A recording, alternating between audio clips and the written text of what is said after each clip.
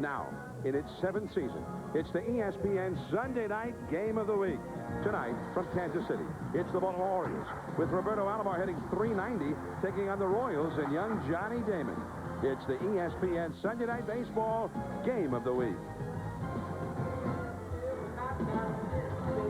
It's a hot, humid night at Kauffman Stadium in Kansas City, and a hitter's wind is blowing out toward left field as the Orioles and Royals are about to have at it. In the American League East, the Yankees won today, and they lead Baltimore by 2.5, so the Orioles need a victory as they play the Royals from the American League Central. The Royals are at the bottom, and that is pretty much expected as they go with mostly young talent. Hello, everyone. I'm John Miller. Happy Father's Day to you, and thanks for joining us here tonight. Now, the Baltimore Orioles, the ball club, loaded with talent. Not only do they have Cal Ripken Jr., but Rafael Palmeiro, Bobby Bonilla, Brady Anderson, who's got 22 home runs, and, of course, Roberto Alomar. He was hitting .400 just a few days ago. And Joe Morgan, my partner, ran into Roberto down in the dugout before the ball game and talked to him about it. A lot of people are surprised that you're hitting close to .390. I'm not surprised when I look at the fact that you're hitting so much better from the right side this year. Yeah, I think it was back in Puerto Rico this year. I went to winter ball and played with my dad, and my dad been telling me for the longest time to hit with a bigger and a heavier bat right-handed side. I think I listened to him this time. I tried, and it's working good for me. With me is Joe Morgan, and truly Roberto Alomar has to be a prime MVP candidate, Joe, although a lot of people don't seem to think so. And I don't understand why. The guy's hit close to .400. He does all the little things that you have to do to help your team win. He's the best second baseman in baseball right now. And he's done it all for this Baltimore ball club. Now, Tim Belcher goes tonight for Kansas City, and he'll have to do more than just get Roberto Alomar out of there. Cal Ripken is red hot. You've got Rafael Palmeiro, another guy who's probably underappreciated around baseball. Bobby Bonilla, Brady Anderson, and the list goes on, Joe. Well, you're right. And they're going to have 7 left-handed hitters out of the 9 he will have to face tonight. So it's important for Belcher to establish his fastball early, but the forkball is going to be his out pitch tonight. These guys can hit the fastball. All right, Dad, happy Father's Day. Same to you. And we've got the Orioles and the Royals from Kauffman Stadium coming up. The ESPN Sunday Night Baseball Game of the Week is brought to you by Hitachi PC Corporation, introducing mobilized computing remote control. Coming up, it's the Orioles with slugging leadoff man Brady Anderson, batting leader Roberto Alomar, Rafael Palmeiro, and Cal Ripken that take on the Royals on the Sunday Night Baseball Game of the Week. ESPN Sunday Night Baseball in our 7th year, and once again, our 7th Father's Day. Davey Johnson in his first year as the manager of the Orioles, and this ball club has been scoring a ton of runs. They're average third best in the league, and they've hit 100 home runs already. But the pitching has been a little bit weak so far. We'll get into that later. Here's his lineup. Brady Anderson, 22 of those homers in center field. Luis Polonia, the designated hitter. Roberto Alomar hitting .390 at second base. Rafael Palmeiro, underappreciated. And look what he's done lately. 17 RBIs in the last 13 games. He's among the league leaders in RBIs for the year. Bobby Bonilla, the veteran in right field. Cal Ripken at short. B.J. Surhoff at third. Greg Zahn, the catcher.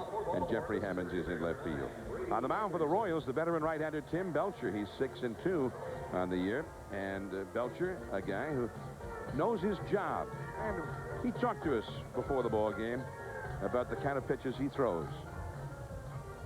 I throw four-seam fastball basically right there. I throw a cut fastball where I take that same grip and just offset it a little bit and really concentrate finger pressure there. I'm throwing a little bit of a sinking fastball, although it's more of a running fastball than a sinker, where I just throw off the 2 seams or maybe on the backside of the 2 seams. And then my second pitch basically is the split finger pitch, which I use the pitch as a changeup. Well, I think the important pitch, again, is going to be that split finger pitch, because off-speed pitchers are what's going to bother the Orioles. They have a lot of real good fastball hitters on this ball club. Including this man, Brady Anderson. 22 home runs, already a career record for him. Brady downplays the power, saying that he's not doing anything differently than he's ever done before. Pitch of the night is low for ball. Tonight's first pitch at 7:06. John, I had a conversation with Barry Bonds when we were out doing the game in San Francisco, and he said Brady Anderson is one of the strongest guys he's ever seen. Brady is very strong and has always had a lot of power. 2-0 the count to Brady. You see 30 singles for the year, but also 22 homers, 16 doubles, and a triple, 39 extra base hits. There's a shot down the right field line, deep. This one is way back. Number 23 for Brady Anderson.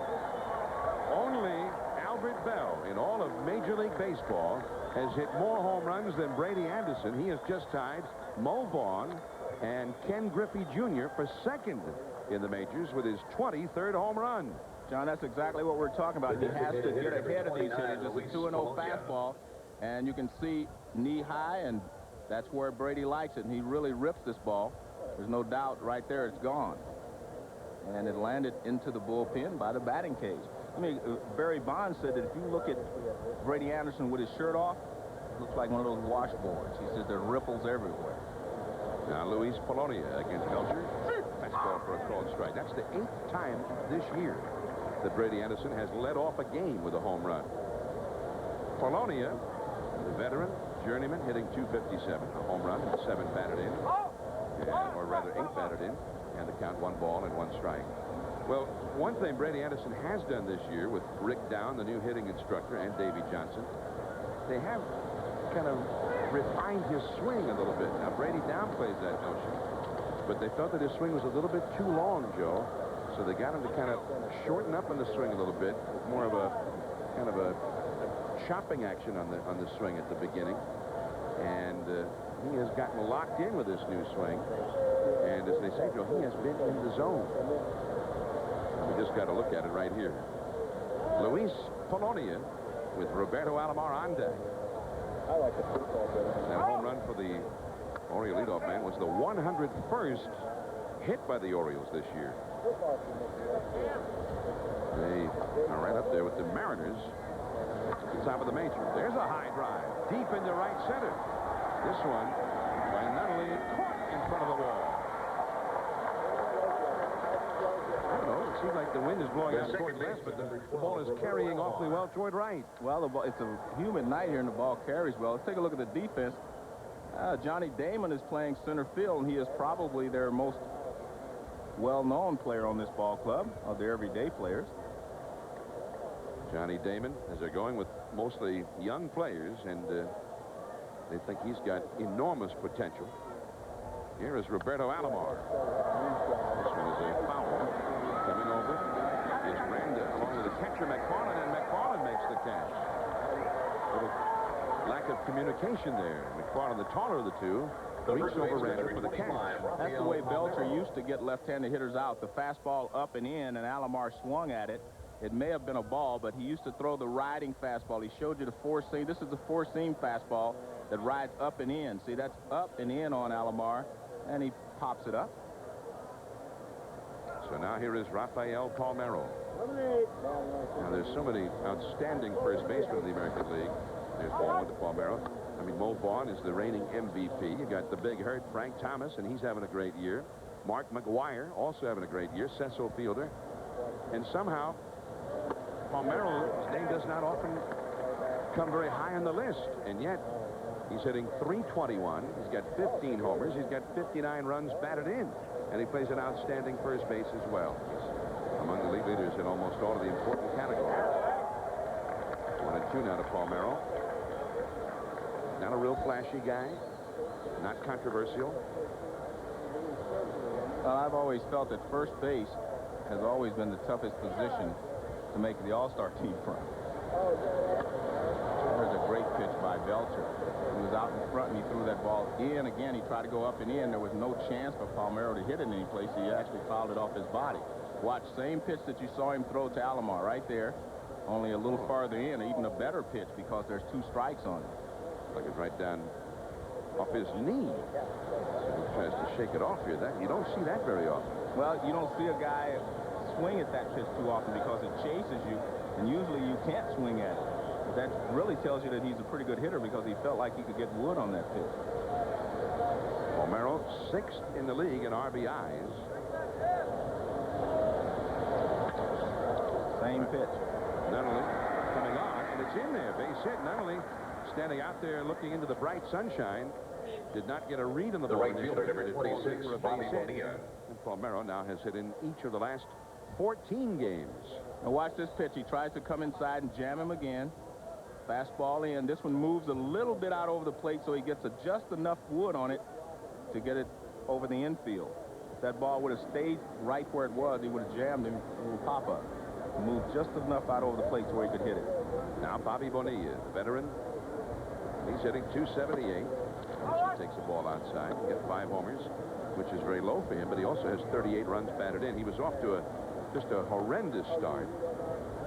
One of the worst starts that he's had, and of course was embroiled in some controversy about whether or not he should be the designated hitter.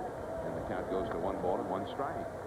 But now he's getting it going, and he's starting to drive in the runs again and drive the ball for the Orioles. I don't think there's ever, in my mind, been a question about Bobby Bonilla's team attitude, because I've seen him play third base. I've seen him move around a lot of times to accommodate the team. I think his point was that he just did not like the DH. He didn't like the rule. He didn't think that there should be a DH in baseball. It wasn't so much that he didn't want to do it for the sake of the team. He just did not like the DH, and he didn't like doing it. He felt like he lost himself in the game, and he wasn't as valuable to the team as he should be. I'll tell you what. That's a base hit for Bonilla. Palmeiro coming around second, heading for third. Nunnally up for the ball, and his throw is cut off at shortstop, and Bobby Bonilla has now hit safely in 13 of his last 14 games. Well, this is a splitter that he tries to get down and away. See the ball, the rotation is moving away. That just shows you how strong Bonilla is. He can reach out and pull that ball in the hole and still get good wood on it. That pitch was moving away from him. A good pitch by Belcher. Away, but he finds the hole on the right side, and Palmeiro, hustling all the way, gets around to third. And that will bring up Cal Ripken. Bobby Bonilla is hitting about .440 in his last 14 games. So Cal Ripken up now. Cal, who here on Friday passed the great Japanese Hall of Famer Sachio Kinugasa for the all-time international Ironman baseball record. He and Kinugasa both at one point in their careers passed Lou Gehrig in the great 21:30 record. And then Ripken on Friday here with Kinugasa in attendance passed Kinugasa. Cal fouls it off his foot. Now Cal has had 27 RBIs in his last 17 games, including 9 home runs, beginning with a 3-homer night and an 8 RBI night in Seattle nearly 3 weeks ago. John, let's take that DH thing one step further that Bonilla says shouldn't be in baseball. Do you think if someone becomes a DH and he passes Cal's record, that should count? He will have played in every game. Yeah. Well, we know that it will count. Yeah. But whether should it? Yeah, that's a good question. Cal takes inside. I had a feeling that if there's a significant number of games involved as a DH, that it will not be quite as big a celebration as it was. Well, I don't think there will ever be a celebration, but the question is, I don't think someone should be able to DH for 2,200 games. That would count a big record like that. Yeah. I mean, that's not the point of being the Iron Man. Exactly. Ripken is thrown out by Lockhart. The Orioles get the 1 on Brady Anderson's home run. It's a windy night, a hot, humid night at Kauffman Stadium. ESPN Sunday Night Baseball. The Orioles won. The Royals coming up. Bob Boone, the manager of this young Royals team, and they are last in the league in offense, and they don't have much home run punch, as you can see. But they have a lot of young talent. Here's a look at some of it now. Johnny Damon, maybe the best of them, in center field. Tom Goodwin, he may be the fastest runner in either league in left field. Keith Lockhart, second base. Bob Hamlin, the cleanup hitter. Craig Paquette, the DH. John Nunnally in right. Joe Randa, who's been hot at third base. Mike McFarland, the veteran catcher. And David Howard is at shortstop. On the mound for the Orioles, young right-hander Rocky Coppinger, the best prospect as a pitcher in the Orioles farm system, making his second big league start. And we asked him to describe his repertoire for us. And in a moment, we'll have Rocky on his repertoire. But right now, Johnny Damon is ready to bat. So let's stay with the ball game here. The pitch is a called strike. Now, this is a big guy, Rocky Coppinger. He is 6 feet 5 inches tall, big and burly, and he throws hard. Well, he shattered the bat of Damon. Palmeiro to Coppinger for the putout. Damon is retired. And again, we did talk to Rocky before the ball game, and here's how he described his repertoire for us. You know, I'm a four-seam guy, straight fastball. Sometimes I turn over, try to, get a little sink on it. Yeah, I'll throw a slider. You know, sometimes I go this grip, you know, for a bigger slider. If I want, you know, sharper slider, I'll come over here and throw a circle, basic circle change, and that's it. Basically, 3-pitch pitcher. So we'll get a look at him here tonight. Here's Tom Goodwin. 1-0. The Orioles on top. 1 out, nobody on. The ball is out of play. Goodwin, the former Dodger, second in the league in stolen bases. So if you're Rocky Coppinger, he's a guy you want to keep off the base paths because that's the Royals' game. They try to make up for the lack of power with the running game. And back out of play again, 0-2 the count. Well, you see he's throwing awfully hard because he's able to get inside on these left-handed hitters with ease. And he says basically a 3-pitch pitcher. When you throw 2 different fastballs, that adds 1 more pitch to your repertoire. He throws the 2 fastballs, a change, and a slider. Let's get a reading on the Jugs gun here. 91 miles an hour in the Jugs gun as that ball was fouled away. 0-2 the count. On the gun in use in Detroit the other day, they topped him out with his best fastball at 95 miles an hour. See, last year in the minor leagues, in 3 different stops along the way, he had great success. And he won what the Orioles call the Jim Palmer Prize, given to the top pitcher in the farm system each year. Good guy to name it after. You're right. You're right. And he won the organization's Triple Crown for pitchers, led the system in wins, ERA, and strikeouts. Goodwin really wallops this one. And Jeffrey Hammonds with a spectacular catch. He robbed him. I tell you what, that was a fine catch because he found the gap in left center field. Hammonds was playing close to the line because Goodwin was late on everything, and he kind of found the hole between Brady Anderson and Hammonds out there. Fastball, he doesn't really drive it, so that gave him a chance to run it down. You see he's running. The ball is kind of floating instead of being driven, but it's still a very fine catch there by Hammonds. That's some great camera work there, too. I was impressed with that, Joe. We saw a little bit of everything, the swing. That's why I knew it wasn't driven. We had a couple of great catches on that play. Here's Keith Lockhart, and he takes a strike. It's 0-1. Well, Jeffrey Hammonds, a young talent, former Olympian out of Stanford University, and he showed his great speed on that play. I didn't think there was any chance that anybody would catch that one. Judah and Goodwin himself seemed rather shocked. And Lockhart back out of the way from the Coppinger fastball. 2-1. Coppinger, in his debut at Tiger Stadium the other day, gave up 4 earned runs in 5 innings, but got the win. The Orioles scored a lot of runs in his behalf. So his debut as a winner. Talking to some of the scouts who were there that day, they were very impressed with him because he was so aggressive and so confident. He made mistakes, sometimes overthrew the ball, was a little wild in the strike zone, but he did not seem intimidated. That is a base hit for Lockhart. He's going to try for 2. Bonilla, no chance to get him. It's a stand-up double for Lockhart.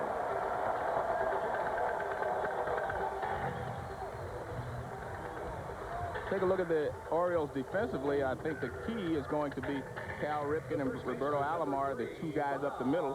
2 great individual players. They're still learning to play together, and they will get better as the season goes along. But individually, they're excellent players. Now here's Bob Hamlin. He was the Rookie of the Year 2 years ago. Put up some impressive power numbers. Last year, coming back after the strike, he had put on a lot of weight. And it was so ineffective, they sent him back to the minor leagues at one time. Now, he's trimmed down and he's trying to get it going. He's been hitting well lately. But his overall numbers are still poor. 231 average, 5 homers, and 28 batted in 134 at-bats. He got 94 miles an hour on that low fastball. 0-2 the count. Coppinger facing Hamlin. The Orioles ahead 1-0. You see the drop-off since his Rookie of the Year status in 1994. Looks like he's going to be one of the next big stars. Alomar into shallow right. Plenty of time. That is the inning. So Coppinger, with a little help from Jeffrey Hammonds, gets through it. Hammonds will be due up 3rd when we get back. 1-0 Baltimore. There's Dad with a couple of kids on Father's Day here at Kauffman Stadium. Sunday night baseball, 1-0 the Orioles as we go to the 2nd. John Miller, Joe Morgan here with you as we celebrate our 7th Father's Day together. We always celebrate those kind of special family days with each other. You're right. Yeah, we're always just the only family we've got on these special days, Joe. You're right. Happy Father's Day to you. And I love you, Dad. 1 ball, 1 strike to B.J. Surhoff. B.J. hitting .289, 11 home runs, 39 runs batted in, facing Tim Belcher. Surhoff, formerly with the Milwaukee Brewers, and he had his best year last year, hit .320 there. He came to Baltimore, and he's been a great bargain for the Orioles. Surhoff with the 11 homers and played a very solid third base for them. Hit a couple of grand slams. Checks his swing there, the appeal, and Tim McClellan rules against the Royals. 3-1 to Surhoff. Surhoff is just a tough hitter. I mean, he's got the 11 homers, but he's not a home run hitter. He'll hit the ball to all fields.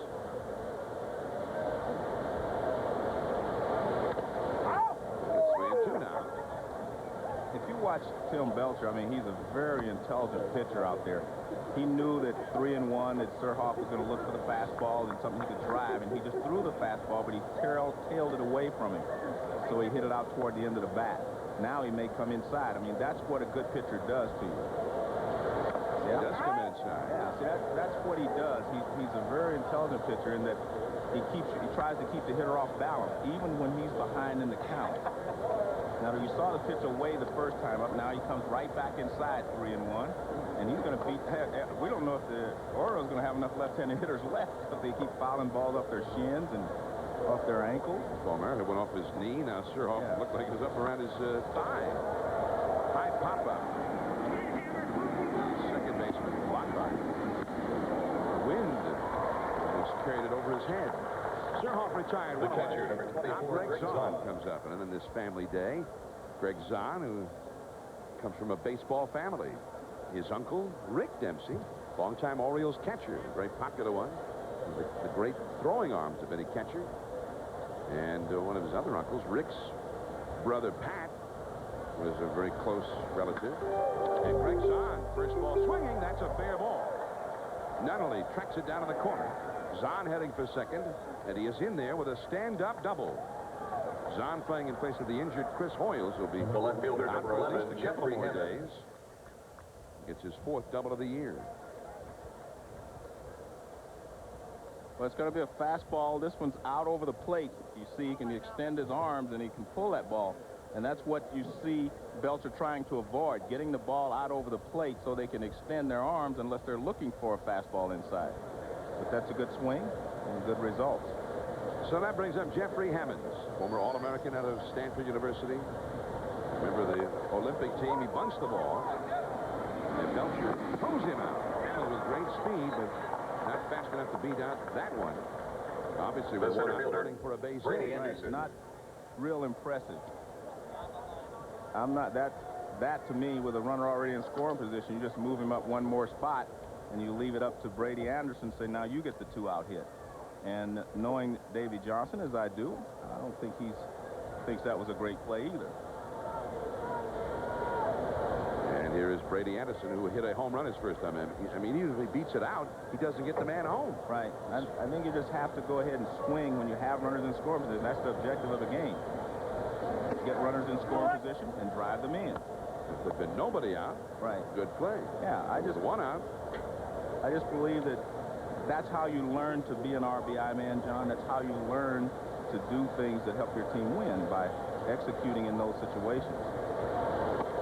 Too high to Brady Anderson. It is 2-0. Now, Anderson hit a fastball for a home run in the first inning, which has the Orioles ahead 1-0. He has not hit well overall in these kinds of situations. As you see there, 190 in his at-bats with men in scoring position. This was the count in the first inning, too, 2-0.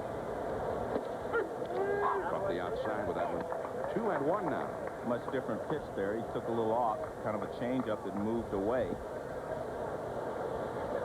Luis Polonia is on deck. He would be next. There's Zahn at third base. Another change. Hamlin will take it himself. And the Orioles do not score. And some excellent pitching there by Tim Belcher to get Brady Anderson. 1-0 Baltimore. We'll be back. I'm John Miller with Joe Morgan. Happy Father's Day to you. And Joe, my son, couldn't be with me Father's Day, so he made me a tie for the occasion. That's a beautiful, the design tie, perfect colors and everything. It's good. It looks like great on TV, too. I love that. this That says tie. Dad, right? Very good. I see you speak 8-year-old. Yeah. So happy Father's Day to all of you. We're glad you're spending it with us here on Sunday Night Baseball. Next Sunday, we'll be back with little National League action as we'll go to New York. And get a look at the New York Mets. It'll be next Sunday night. Eric Davis and the Reds will be there at Shea Stadium. Todd Hundley, the Mets, and the Dallas Green. Craig Paquette, the hitter, formerly with the Oakland Athletics. And, Joe, this is one of those guys. We saw him last year in a Sunday night ball game in Baltimore in early June, and he had his best night ever. He drove in 7 runs in the ball game, hit a grand slam. He's got a lifetime average better than 360 against the Orioles, and he's a 217 lifetime hitter against everybody. Jeffrey Hammonds cannot get this one. It's a base hit. Paquette will hold it first as Hammonds hurries it back to the infield. So Paquette continues to hit the Orioles no matter who they send out there. Paquette, we mentioned, wears out the Orioles. In fact, the first at-bat he had against them this year was on Thursday night against Kent Merker. And here's what he did with 2 men on base. A 3-run homer. And people will wonder why he hits so poorly against the rest of the league and hits well against the Orioles. Well, part of it could be your pitching staff really has a pattern with him that he's been able to learn. Here's John Nunnally. Strike one on the good fastball from Coppinger. Or your ballpark, or the ballpark in Baltimore, they just see the ball well. You see the ball well there, or, you know, something like that. That's usually, there's the reason is you see the ball well, or they do not have a real set way of pitching. Ball by Nunnally. 0-2 the count. John, when we saw Nunnally a couple of years ago, I thought he was going to be, you know, just a very fine hitter and last progress. year. Yeah, last year. But I see right now, just watching him, he's developed a big uppercut in his swing. The first 2 pitches, I mean, his front shoulder was way up, and his back shoulder had dropped down like he's trying to hit every pitch out of the ballpark, trying to lift everything. I saw him last year around mid-season. He was hitting up close to 300. It was one of the big surprises. The guy had been in Double-A ball, and the Royals had kind of snatched him out of another organization, and all of a sudden, he'd been a big surprise. He was hitting real well. Then he tailed off the last couple of months last year and never got it straightened out. He hit poorly in winter ball, and he's hitting poorly when he's played so far this year, hitting only 190. He spent time in the minor leagues. 1 ball and 2 strikes. Well, he definitely, on the first 2 swings, those are the only 2 I've seen, of course, but he looks different than the Nunnally I remember. You know, you watch hitters and you get a picture in your mind, especially hitters that impresses you, and I had a picture in my mind of how he swung the bat last year.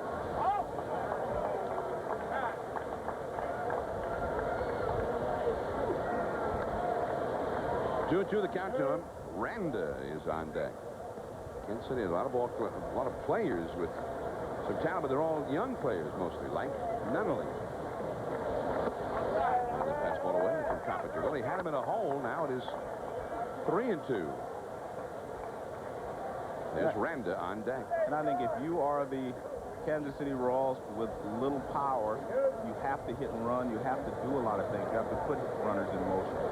Paquette is not running. And on the changeup, no swing. He gets the walk. So the rookie Coppinger loses him after being ahead at 0-2. I want to take a look at that first swing and try to illustrate what I was talking about. Now watch his front shoulder and his back shoulder. His back shoulder goes this way, his front shoulder goes that way, and it makes it an uppercut swing. Right there. Very difficult to hit. Looks a lot like Phil Plantier, the guy we saw last week. That's exactly right. You only have that small margin for error. You have to hit the ball in a certain zone or you're not going to be able to make contact. Here's Joe Randa. Now, he's not a power hitter, but he's looking to be a very good hitter right now. Check swing. Palmeiro over the wrist at second in time. Just in time. Nunnally, who runs real well, but he just didn't make it in there. Paquette over to third base. Nunnally out at second. Nice play by Palmeiro. Randa reaches on the force out on the check swing. Well, very nice play by Palmeiro because he's running away from first base. It would have been difficult for him to come back and throw the ball to Coppinger. You see, to make that exchange would have been tough, so he goes to second base. You will find a lot of left-handed first basemen will go to second base on that play rather than turn and try to come back to first base. Well, you know, Joe, I'm wondering, I think that not only might have been out because he came off the bag. I mean, it was a force play there. Yeah. But he looked like he came off the bag. We had a late signal by Ted Barrett. Maybe I've totally missed it here, but that might have been what actually happened. I thought the throw beat him also, but we'll take a look at it. Ball one to Mike McFarland, powerful catcher. John Nunley was so intent on trying to take out Ripken on what absolutely was not possible to be a double play ball that he came off the bag. And that misses. 2-0 the count. Cal Ripken, and he hangs in there on those plays. In fact, I was going to mention that. I thought he stayed there a little too long. And it is 3-0 now to McFarland. I thought he stayed there a little too long, John, especially for a veteran like Cal. You know, you don't let guys take simple shots at you like that. You got to stick and move. He's the Iron Man, though, Joe. That one is hit deep into left field. Down the line. Off the wall. Hammonds has to chase the carom. Paquette has scored. Here comes Randa. He scores. McFarland heading for third. Swing! A triple.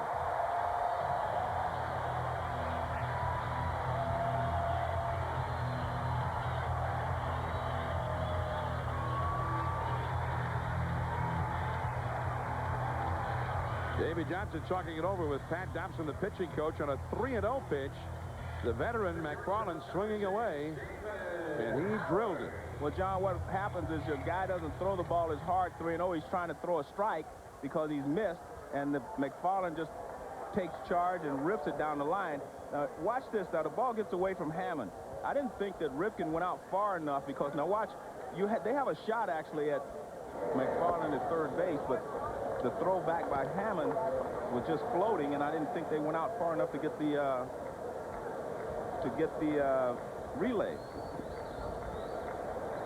Jeffrey Hammonds had fired into Ripken, and Ripken was very close to the play at third. Yeah. 1 ball and no strikes now to David Howard. He was one of the heroes here last night in a 16-inning Kansas City victory. He led off the last of the 16th with a triple, and then McFarland brought him home with a fly ball to win the game for Kansas City. The Royals have won 2 out of 3 in this series from the Orioles so far. And Baltimore can ill afford to lose another one here as they battle it out with the Yankees in the East. Squeeze play is on, and he gets the bunt down. McFarland scores. 3-1 Kansas City. They execute the suicide squeeze. David Howard got the bunt down. Well, the Royals will do a lot of things. I said they'll hit and run. They will squeeze. They will double, steal. They do a lot of things because that's the way Bob Boone likes to play. Pretty good job there at third base by McFarland. He did not take off too quickly. And Coppinger trying to throw a strike. Makes the play. See, here he comes now. They did not give it away. That's good execution there by the Royals. And that's one thing Boone said, that they have been executing very well. They've been bunting well. They've been doing things well. They just do not have a power here in their lineup. Johnny Damon drives the swing to center. Brady Anderson. And that ends the inning. But the Royals put 3 runs on the board, 2 hits, and a big walk in there, and a suicide squeeze. David Howard getting it done. Polonia, then Alomar. The ESPN Sunday Night Baseball Game of the Week is brought to you by Dollar Rent-A-Car, where low rates are just one of the reasons Dollar makes sense.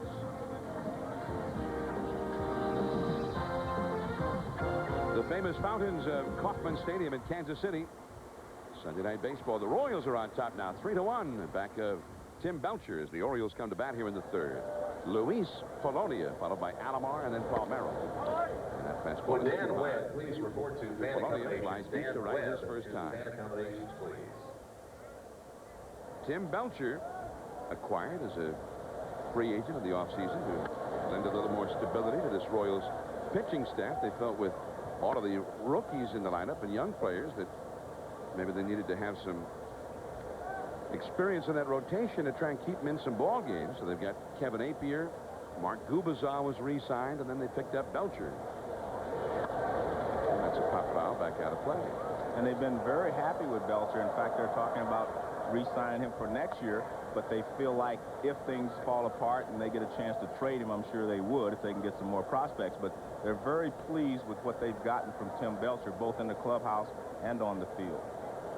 Belcher has struggled in the month of June, but his one-loss record is still very good, 6-2. 2-2 now to Polonia. Roberto Alomar, the league's leading hitter, is on deck.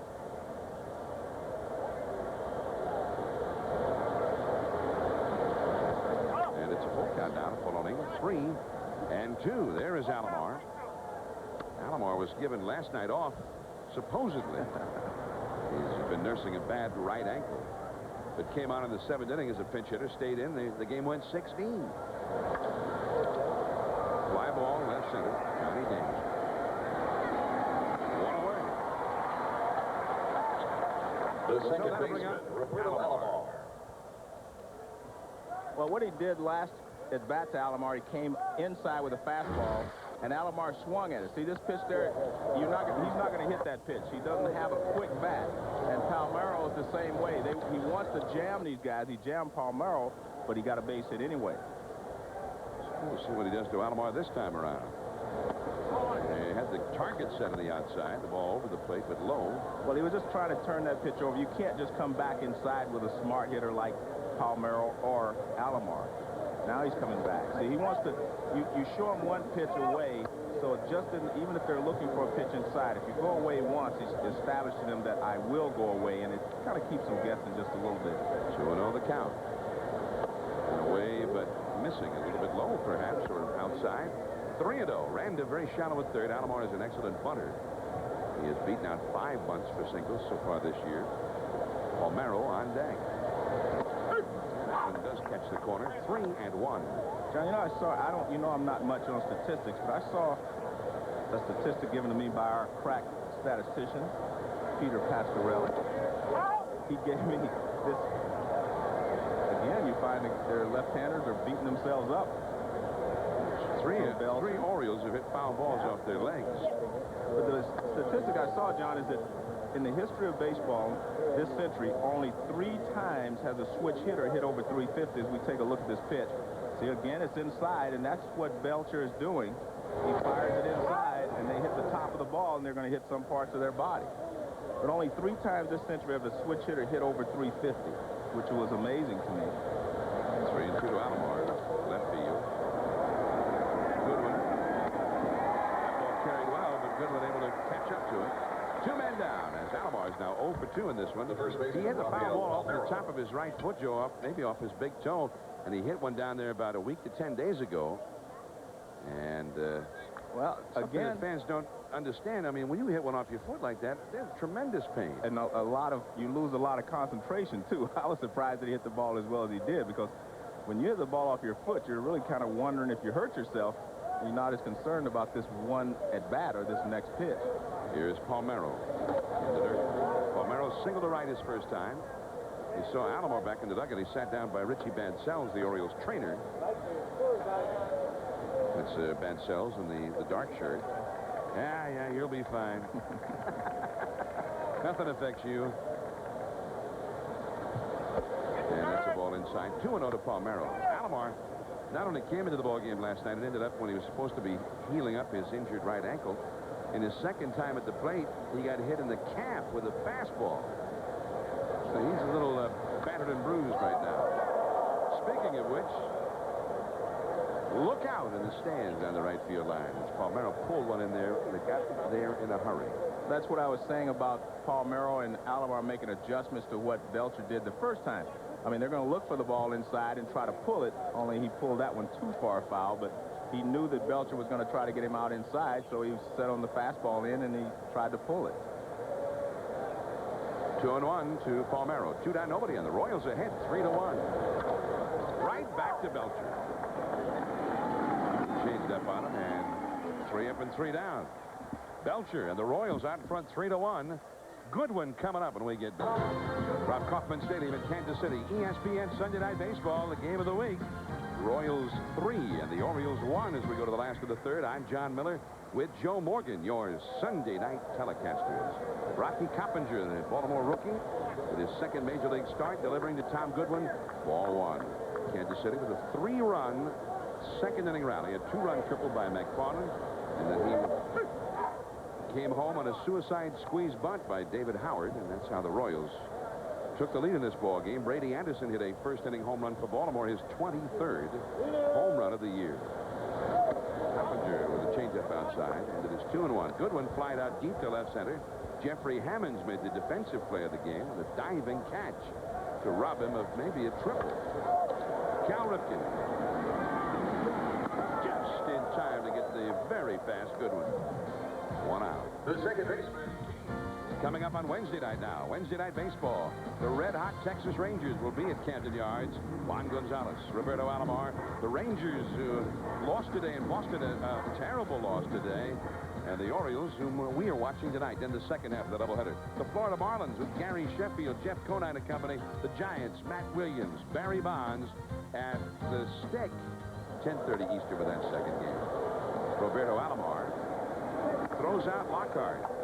Lockhart, who doubled his first time so quickly. The first baseman. Coppinger's got 2 men gone here in the third inning, and I think he made a couple of wise choices here, Joe. He got Goodwin to hit one to Cal, and he got Lockhart to hit one to Alomar, and you should be in good shape. Yeah. To hit those 2 guys. 2 sure-handed performers. 2 down. Here is Bob Hamlin, the big, strong left-handed swinger. Rocky Coppinger, his actual given name is John Coppinger, but his dad gave him the nickname of Rocky after Rocky Marciano. And I thought, well, that's a neat story. He must have loved Rocky Marciano, right? But no, because he said that Rocky, at birth, his son, looked all beat up and ugly. Nice. Real Nice to say tribute about your son, right? A real tribute to Rocky Marciano, too. There's a changeup, and it is 1-1 to Hamlin. Coppinger went to Coronado High School in El Paso, Texas. The Orioles drafted him out of high school, but he decided to go to junior college instead of signing. Pitched a year there, and then the Orioles were able to sign him before the draft. He was a 19th round draft choice, but after pitching in junior college and looking real strong, he was projected as possibly a 2nd round draft choice, and the Orioles were able to sign him before the draft. And they're hoping that they got a good one. He made a meteoric rise through their farm system. This is only his 3rd season in professional ball. There's a high pop foul and back out of play. 3-2 the count. 2 down and nobody on. Paquette would be next.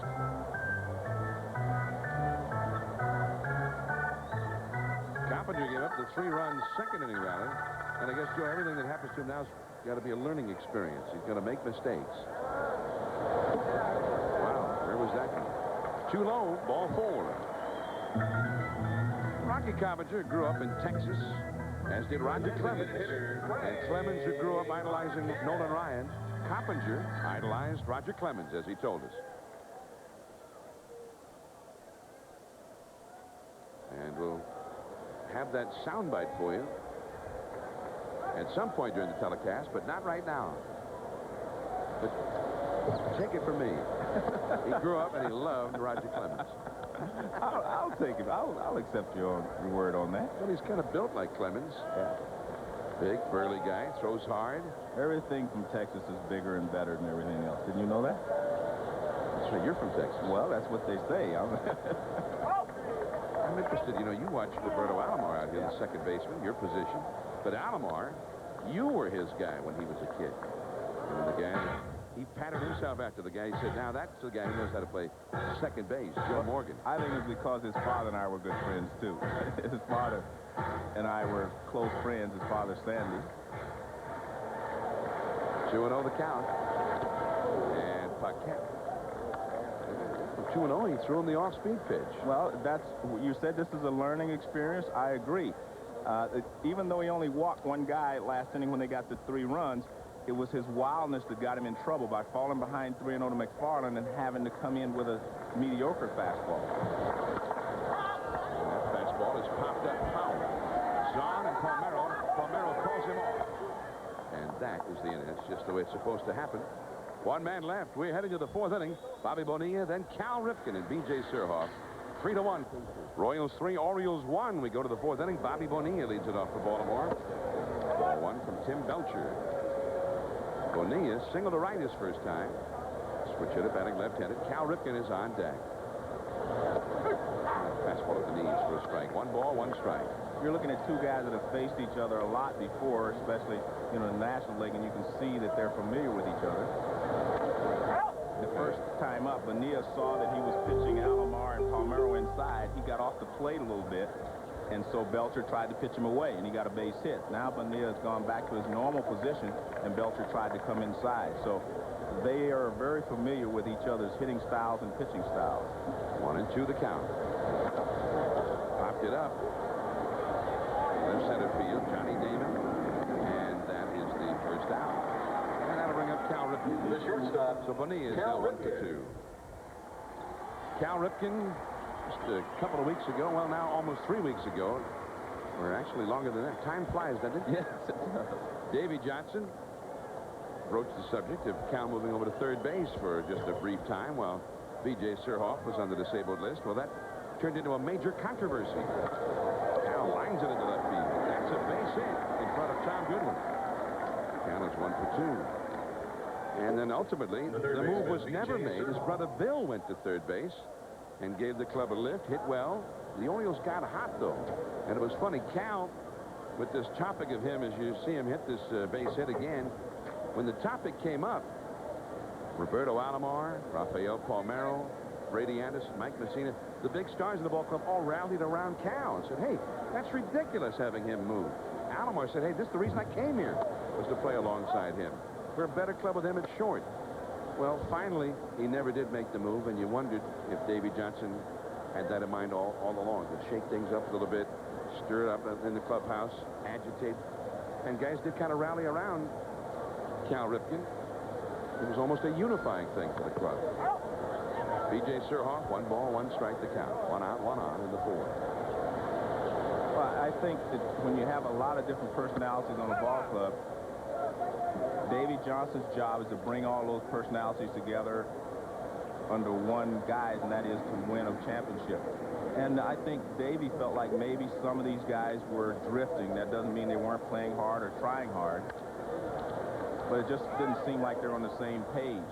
And I think that really kind of brought them all together. Now they're all on the same page. And I think Davy Johnson also wanted to establish that he is the manager. And if I decide something's best for the ball club, that's what we need to do. And I think that's great because he has the support of Pat Gillick, who is the general manager, and I'm sure of the owner, saying, hey, we have to do what we think's best here for this ball club to win.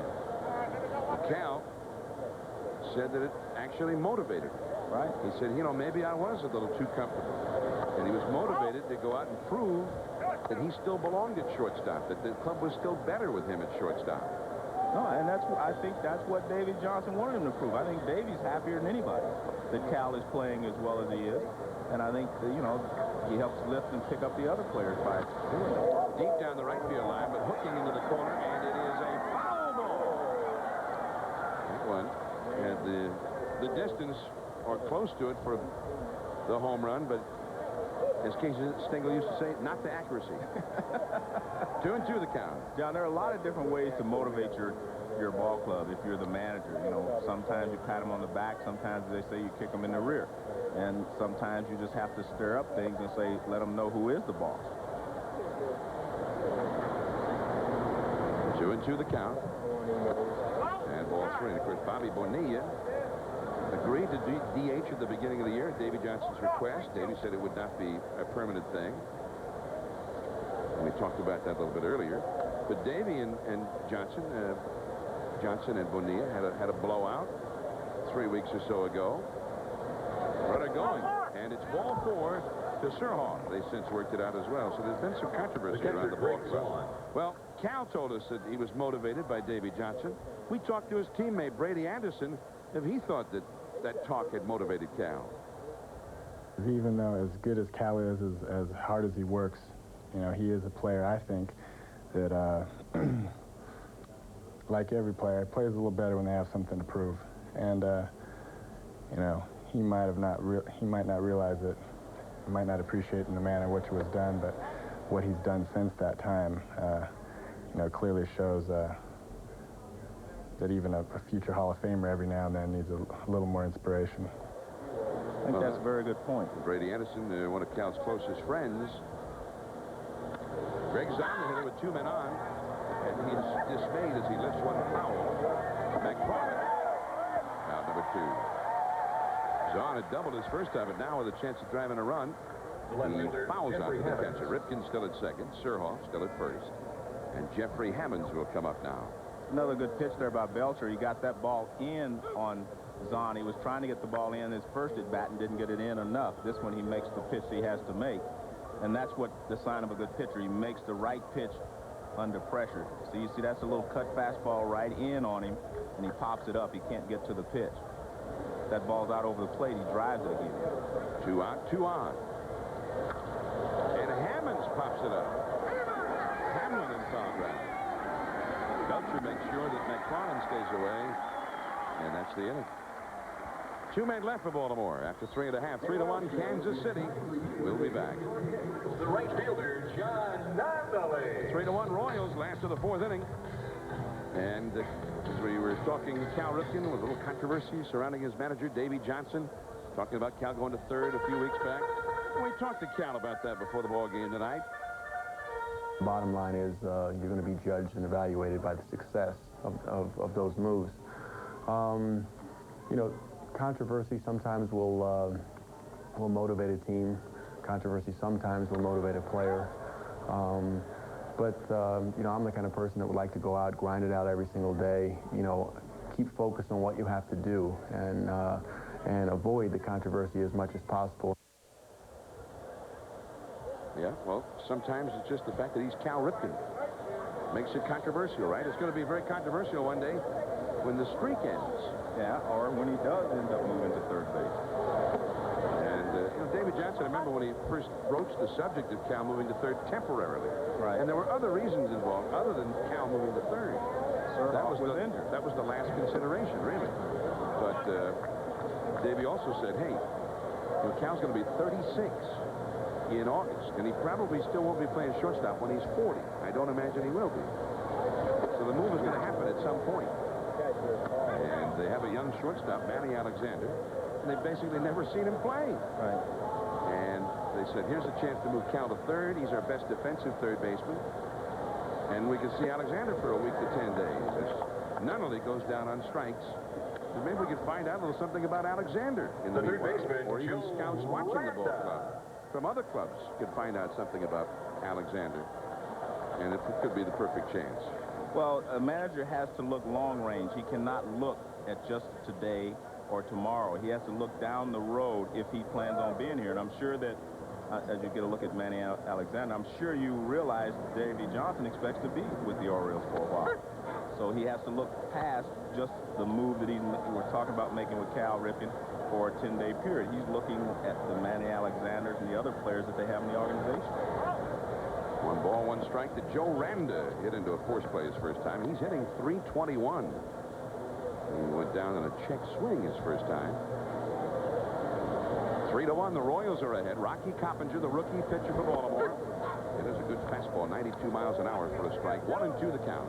And I think there's another thing you have to consider here. Every player is not like Cal Ripken Jr. I mean, every player doesn't grind it out day in and day out like Cal does. Ripken. Familiar slinging throw to first. Out number 2. Randa gone. That brings up McFarland. It was interesting with Cal approaching the record of Kinugasa this week. Kinugasa had played in 2,215 consecutive games, more even than Gehrig. They had a chance to meet on Tuesday in Detroit, and Cal apologized to Kinugasa and said, listen, I should know the answer to this question already. I apologize. But how did your streak end? And they interpreted the question to Kinugasa, who speaks primarily Japanese, and in English he said, I retired. And deep down, I think that kind of warmed Cal's heart, because that's the way he likes to see his streak end. Hammonds, it's off his knee. McFarland heading for second. Alomar. And he oversplit the bag, and he's out. A single for McFarland and thrown out from the left fielder to the second baseman. That's all for the Royals. Anderson, Polonia, and Alomar coming up. 3-1 KC. Sunday Night Baseball from Kauffman Stadium. John Miller, Joe Morgan with you. Top of the 5th inning. And a close play at second to end the inning, Joe. Well, Hammonds ran the ball down and fired a strike to Roberto Alomar. McFarland actually beats the throw, but he overslides the bag, and he is tagged out. Yeah, I mean, there's a fadeaway slide, but you still have to touch the bag. You have to stay on it. You have to end up on the bag. That's the thing. Actually, it looked like he slid a little late with it in his fade. Here's Brady Anderson. He is homered and grounded out to first. Tim Belcher in the mound. He runs it inside for ball 1. You know, it's interesting, Brady having this breakthrough year for home runs. His career record before had been 21, which is very good for a leadoff man. That is foul. 1 ball, 1 strike. But Davey Johnson, his manager, can certainly commiserate with him because in 1973, Dave Johnson, who had never hit more than 18 home runs in a season, hit 43 with the Atlanta Braves. And he tied the all-time home run record for a second baseman that year. That is also a foul ball on a changeup. 1 ball and 2 strikes. And Davey actually hit 42 as a second baseman, 1 as a pinch hitter, equaling Hornsby's record of 42 homers by a second baseman in a single year. And that same year, his teammate Darrell Evans hit 41 homers, and his teammate Hank Aaron hit 40 homers. That team, the only team in history to have 3 guys hit 40 or more. Anderson down on strikes for 1 away. Now, here's an update from the Rangers game this afternoon from Larry Beal. All right, thanks, John. MCI, Network MCI taking us to Fenway Park for the Rangers and the Red Sox, and what a finish here. Red Sox down 9-7, bottom of the 9th, 2 men on, and Reggie Jefferson takes Mike Hanneman downtown. Red Sox overcome a 6-run deficit to win 10-9. Back to John and Joe. Well, the terrible loss for the Rangers. They were ahead 9-3 with Ken Hill on the mound in the bottom of the 7th and lost that ball game. Red Sox got 4 in the 7th. Big days for Mo Vaughn and Jose Canseco. They each had 4 hits. Mo's got 23 homers now. Canseco's got 21. And, hey, that's Fenway Park, isn't it? That's what I was going to say. Fenway Park and Wrigley Field, most lead is ever safe. Polonia, the hitters, flight out deep to right and flight out to left center. 0 for 2 against Belcher. Base hit. Look out. That went right back at Belcher. He got out of harm's way, and that will bring up Roberto Alomar. Well, he threw him a changeup, but it was up, and he just lined it right back through the middle. Alomar leading the league in hitting, but he is 0 for 2 tonight. And Alomar is only 5 for his last 26. He had gotten the average up to 410 last week, but on this road trip, the Orioles have been away all week. Alomar's average has been falling. It's down to 387, which tells you how good he's been. And you can say guys down to 387. Ball 1. Rafael Palmeiro on deck, so the big guns are coming up. Alomar really got hot when he moved from the number 2 spot in the order, where he hit in Toronto most of his career, to his present number 3 spot in the order. Hamlin on the bag at first with Polonia. And it goes to 2-0. Alomar leading the league. Mo Vaughn up to second with his 4-hit day. Edgar Martinez had a big game today against the White Sox. And Alex Rodriguez, what a sensational player he is. And Wade Boggs right up there as well. Boggs, who knows about winning some batting titles. 2-0 to Alomar. Shows bunt, takes a strike on the outside. Randa came rushing in from third base there. Alomar looking down at Sam Palazzo, the third base coach. 2-1 the count. 3-1, the Royals are on top in the 5th inning. Polonia back. Polonia has very good speed. He has stolen 5 times for the Orioles in 8 attempts, as you see. 3-1 to Alomar. Alomar, not afraid to take a walk. His on-base average, 463. And this is also, John, the time you have to start looking at Tim Belcher. You know, around the 5th, 6th inning. He usually throws real well the first part of the ball game. There goes Polonia. And the ball is hit foul down the left field line. Good, smart coverage there by the Royals. Lockhart was covering, and they kept the shortstop in place because they figured on the hit and run, Alomar would try to hit the ball to the left side, which he did. So good strategy there by the middle infielders. He hit one right through the vacated shortstop hole and played just like that the other night here in Kansas City. So they learned the hard way. By the same token, if they get in that same situation, not necessarily with 3 balls and 2 strikes, but 2 and 1 again or 3 and 1, I bet you Alomar would try to pull the ball. Alomar, the thinking man's player, always looking for an advantage.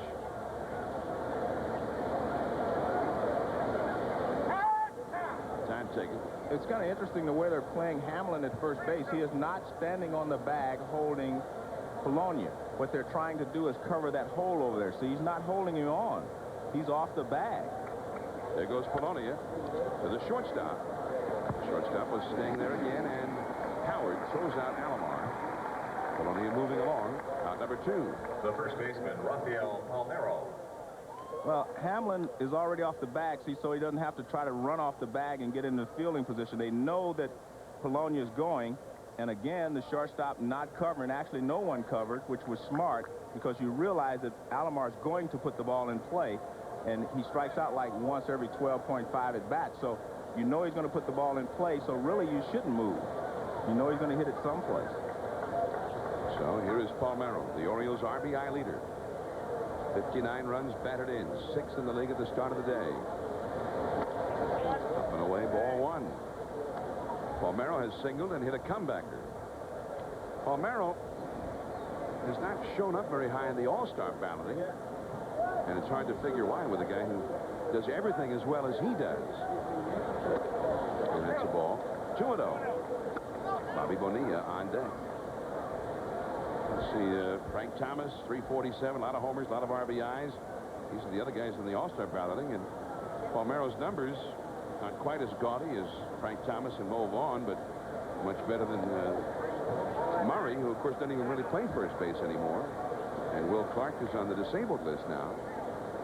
Palmeiro was 5th in the balloting when the last votes were tabulated. It keeps the average up. He hits the homers. Hit 39 last year and drives in a lot of runs, but tough to argue with the numbers that Vaughn and Thomas are putting up. 3-0 to Palmeiro. Runner at second. Polonia. 2 down. And he walks him on a wild pitch. The ball goes up to third base side, and Polonia is heading home, and got him at the plate. Joe Randa was able to retrieve that one. One of the most bizarre wild pitches you'll ever see, and it worked out well for the Royals. 3-1. And there's a called strike to David Howard. Here we go to the last of the 5th inning. 3-1, the Royals leading the Orioles. Howard successfully executed a suicide squeeze bunt his first time. He's facing Rocky Coppinger, the Orioles rookie right-hander. 22 years old. Called a strike to the outside. 1-2. Leadoff man Johnny Damon on deck. And Tom Goodwin due up third.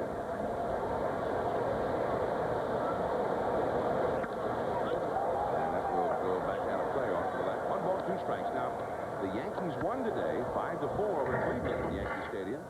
They had 51,000 at the big ballpark in the Bronx today.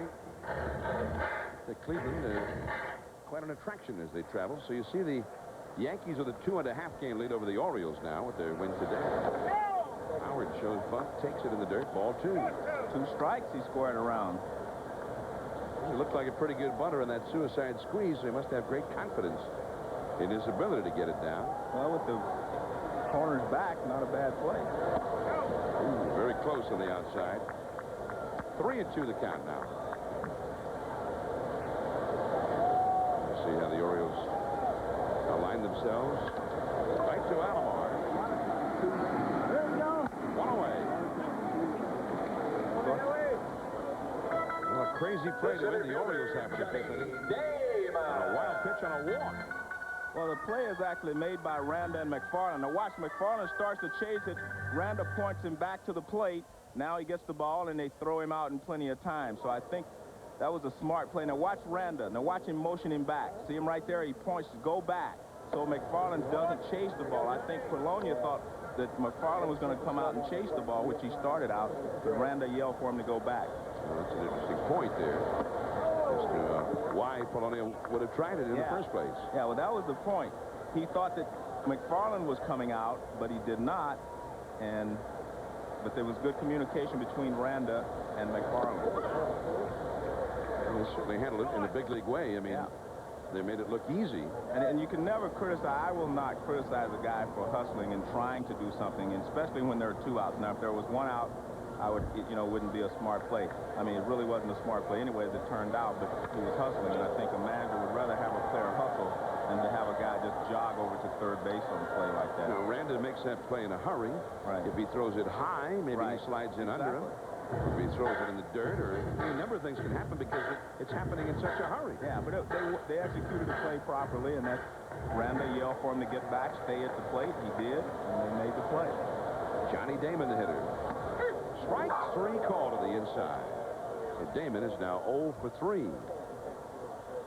Competent, the young right-hander, getting the young Damon. 2 down, nobody on. And Tom Goodwin is coming out. And as good as Coppinger is throwing, that's only his 2nd strikeout. See, this ball starts inside and then tails back over the inside corner for strike 3. Goodwin 0 for 2. Backdoors him with a slider for a called strike. 0-1. Coppinger, as he told us, fastball, slider, changeup. Goodwin with the bunt, but it is foul. Zahn and Surhoff both giving chase. Surhoff used to be a catcher with the Milwaukee Brewers, but he basically has given up catching. However, with the injury to Hoyles right now, keeping him out of action in an emergency, Surhoff is the backup catcher right now. He told me that if he actually has to go in and catch, he wants to have a special bench put out there for him. His squatting days are over. 1-2 the count now. The Goodwin. 2 down, nobody on. In the 5th inning, the Royals with a 3-run second, and they lead the ball game by virtue of that 3-1. Look out, Tim Foley. Oh, he's slowing down, Joe. Yes, he is. I remember Foley used to be able to catch all ground balls. He had a nice shortstop, smart player. He was one of those Gene Mock type players. Do anything. Played that one like a soccer player. Made a foot trap on that one. And I hope he's okay. Looks like he's all right. That's a base hit for Goodwin. He's going to hail on to second. And he makes it easily.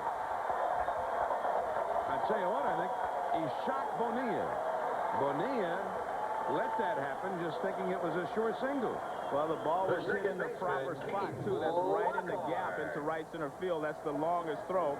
But Goodwin makes this play. As soon as he hits it, he's running full speed. He didn't decide later on. Now watch when he comes out of the box. Right there. See, he's decided right now, I'm going. He never slowed down. That's what made the play. It really wasn't so much that Bonilla was fooled, but I'm sure he was, as you mentioned. But Goodwin made the play by hustling right from the start. He made up his mind he was going to second base. You see, Bonilla comes up, he fires, but watch, Goodwin gets there first before the ball gets there. That's good hustle. And you mentioned earlier, maybe the fastest guy in the major leagues right there. That shows you something. Bob Boone, his manager, thinks so. And we got to look at why right there. And I think Bonilla was a little bit surprised to look up and see him heading for second. Now Lockhart, who has doubled and grounded out to second. There goes Goodwin. He's in there. His 27th steal. Well, that's the Royals game, and in particular, it is Goodwin's game. Well, you usually do not try to steal third base with a left-handed hitter up because the catcher has a clean shot at you. But if you get a great jump, obviously you should go. And he doesn't have a great jump. He just takes off. He is so fast that he just takes off. He didn't time the pitcher or anything, John. He just took off on the pitcher's first move. And usually you cannot steal third base from a dead stop. Only Kenny Lofton has stolen more bases than he has. And now he's turned it into a run. Lockhart with a base hit. Overrun by Brady Anderson, but Lockhart will hold at first base. It is 4-1 Kansas City. And this run, courtesy of Tom Goodwin who hit, but for anybody else, it would have been a single in the first place. Well, that shows you the difference right there. That ball by Lockhart was fumbled in the outfield, and he couldn't get to second base, which tells you that he didn't run the same coming out of the batter's box as Goodwin did.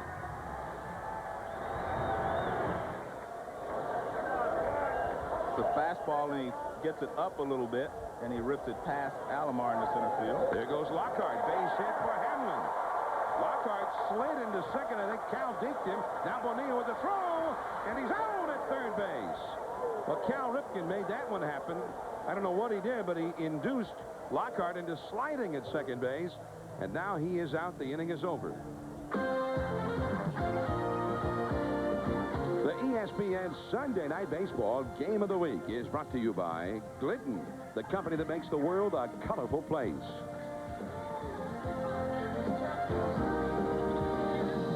John Miller, Joe Morgan back with you from Kauffman Stadium, and a very odd play to end the Royals' fifth inning.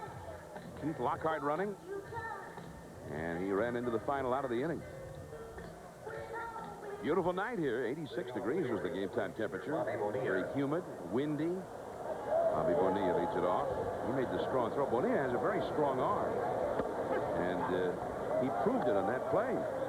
Had a perfect throw on one bounce to Surhoff at third to get Lockhart. Bonilla is hitting .280. 1 for 2 in this game. Remember, Palmeiro on that wild pitch that ended the fifth inning with Polonia being thrown out of the plate, that was ball 4 to Palmeiro, so he got a walk. Thank you. And that is why Bonilla is leading off here in the sixth. I know you're very confused, Joe, by that. Well, I thought it was 3-0, and I'm saying he should be leading off the inning. But it was ball 4. Yeah, it was 4-0. There's Hamlin. And Belcher gets the put out. Bonilla is retired, 1 away. The shortstop, Cal Ripken. Well, you see Lockhart running with his head down. Cal Ripken undoubtedly deked him a little bit by just going to the bag. Now he slides, now he gets up and takes off, and Bonilla throws a strike to third base. Just a perfect throw there, and it was low enough that if Ripken could have cut it off. Now watch, he holds the runner at first by faking to cut it off. Just a perfect one-hop throw to Surhoff to end the inning. I don't know what Lockhart was doing, but after you slide into second base, very difficult to get up and try to make it to third after you've already slid there. Here's Cal Ripken. A base hit off the glove of the diving Randa. And Ripken has his second hit of the game. He takes the big turn at first, and Cal will not tempt anybody. That's definitely not his game. Cal kind of throws the bat at the ball. Watch how he see how he throws the bat at the ball a little bit? It's not, his swing is a lot different than most of your hitters. I mean, he's got a unique swing. Cal has been using stance 23C yeah. here the last few days. He regularly changes his stance. He's always experimenting. B.J. Surhoff, the hitter. Right past Ripken in the right field, a base hit. Cal will stop at second. So not only fires in, so Surhoff gets his first hit of the game. Back-to-back singles, 2 men on, 1 man out. And Greg Zahn coming up in the same spot in which he came up in the fourth inning. In the fourth inning, he fouled to the catcher. And then Jeffrey Hammonds fouled to first, and they got nothing out of it. Anytime you have a hole on the right side and you're left-handed, you should take advantage of it. I mean, you can hit a 20 hopper through the right side because there's a hole over there. But you see Ripken having to stop and avoid the ball hitting him. And you see the umpire at first base, Ed Hickok, saying that he didn't get hit by the ball. Zahn takes ball 1. Greg Zahn had his best game as a big leaguer in this ballpark last July. He had a 3-hit game and 4 RBIs. I'm a little surprised that it's taking so long for the Kansas City Royals to get someone up in the bullpen, because this is the time of the ball game that, you know, Belcher does start to struggle a little bit, although he's only thrown 91 pitches tonight. Open activity. Buffone has got somebody up out there now with 2 men on and 1 man out. It is the left-hander Jason Hakami warming up out there. Well, he just got up. That was my point. I would think that you would have started someone right away, because this is the time of the ball game where you can lose it. You would have anticipated trying going in. 2-1 to Zom. Zom, when he was 14 years old, went with his uncle Pat Dempsey, Rick Dempsey's brother, who played in the minor leagues, to Toledo. 1985, Pat was with the Toledo Mud Hens, and they used him as a bullpen catcher. He warmed up future major leaguers such as Mark Portugal and Les Straker. And he learned about life as a minor leaguer. So he grew up with the game as well. He's got a base hit to left field. Here comes Cal Ripken, and he will be held up by Perlazo. Goodwin, not noted for his strong arm, but he fielded it in shallow left. And, of course, the Orioles need 2 here. So the bases are loaded on 3 consecutive singles. The left fielder, Jeffrey Hammons. Well, this is a fastball out over the plate, and he inside outs it, even though it's out over the plate, and lines it to left field for a base hit. And because they're playing shallow in left field, Ripken had to hold up. Now, Perlazo, under instructions from Dave Johnson, he is not afraid to gamble as a third base coach, but I guess Joe just figured no time to gamble right now, down by 2. Bruce Keeson, the pitching coach now, is on his way out to the mound. This guy ever knock you down, Joe? Who didn't he knock down? I mean, Bruce Keeson would pitch inside to everyone. Yeah. You know, Yeah. it's interesting. Hockey just ended, but when Keeson came out of the dugout, Joe took his gloves off. Tomorrow at 4 Eastern, hit the road with the best in the world as they compete in the ultimate inline challenge presented by Rollerblade. The finest inline skaters go head-to-head in the high jump, speed, and distance competitions. That's the ultimate inline challenge presented by Rollerblade tomorrow at 4 Eastern, 1 Pacific on ESPN. Joe and I, in fact, rollerbladed right over to Kauffman Stadium earlier today. Joe, one of the great rollerbladers that I've ever seen. 3 men on, 1 man out. Jeffrey Hammons. Now, he's come up twice with men in scoring position and hasn't done anything tonight. Big spot here for him, and he swings at that high fastball. He's swung at everything he's seen so far from Belcher. I don't get a chance to see Hammonds that often, but, I mean, he doesn't seem to have a lot of discipline at the plate. I mean, he's aggressive, which you like, but you have to have a little discipline in certain situations. Well, in his 3 times to the plate so far, he's seen 3 pitches. 1 he bunted, 1 he fouled out to the catcher on, and now he swings at another one here. So he's hacking. And the thing you have to remember is that Tim Belcher's a very smart pitcher, as I said before, and he's not going to give you a pitch to hit if he doesn't have to, and you've proven to him that you'll swing at any high fastball he throws. He'll just keep throwing it out of the strike zone. So what's coming out? High fastball? Well, it should be something out of the strike zone. Yeah, very high. 1 ball and 2 strikes, and he took 1. Well, that one was a little too high. I don't think he could reach that one. See, Joe, that was high to Will Chamberlain. He was very patient on that one. More bullpen activity for the Royals. Bases loaded, 1 out. Down and away. 2-2. Tim Pugh, the right-hander, has joined Jason Hockamy, the left-hander, in the Kansas City bullpen. A couple of lefties follow Jeffrey Hammons. Belcher might be facing his final hitter of the game. 2-2 with the bases loaded. Strike 3 call. Well, after all of that, he gets called out looking. Great pitch, though, by Belcher. Well, Belcher hits the outside part of the plate with a fastball.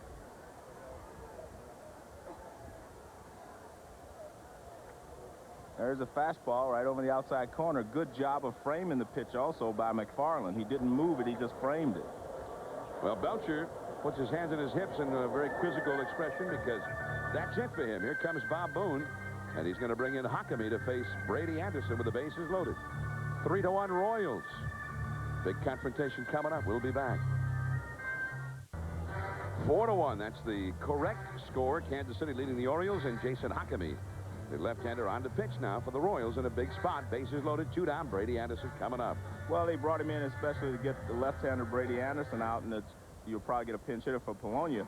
But it was interesting when Bob Boone comes out to the mound. You can see the first words are spoken by Tim Belcher. He's basically saying, you know, that they haven't hit a ball hard and so forth and so on. I can understand both sides here. I think if I'm Bob Boone, I make the change. but I also understand Tim Belcher. He's saying, hey, I've retired Brady Anderson 2 times since he hit the home run. I'm throwing the ball well. Let me stay. But, you know, for the sake of the team, I think it's right for him to try to bring in Hockamy to get him out of this jam. Cal Ripken at third base. B.J. Surhoff at second base. Greg Zahn at first. He is the possible tying run. Brady Anderson, who has homered tonight for Baltimore's only run. Oh, he chased a bad one in the dirt. Well, that's the reason that you bring the left-hander in, simply because he's been seeing the ball coming from the other side. Now you want to show him a different angle. Hockamy retired Anderson last night with 2 men on in the 8th inning on a ground ball to first. 0-2.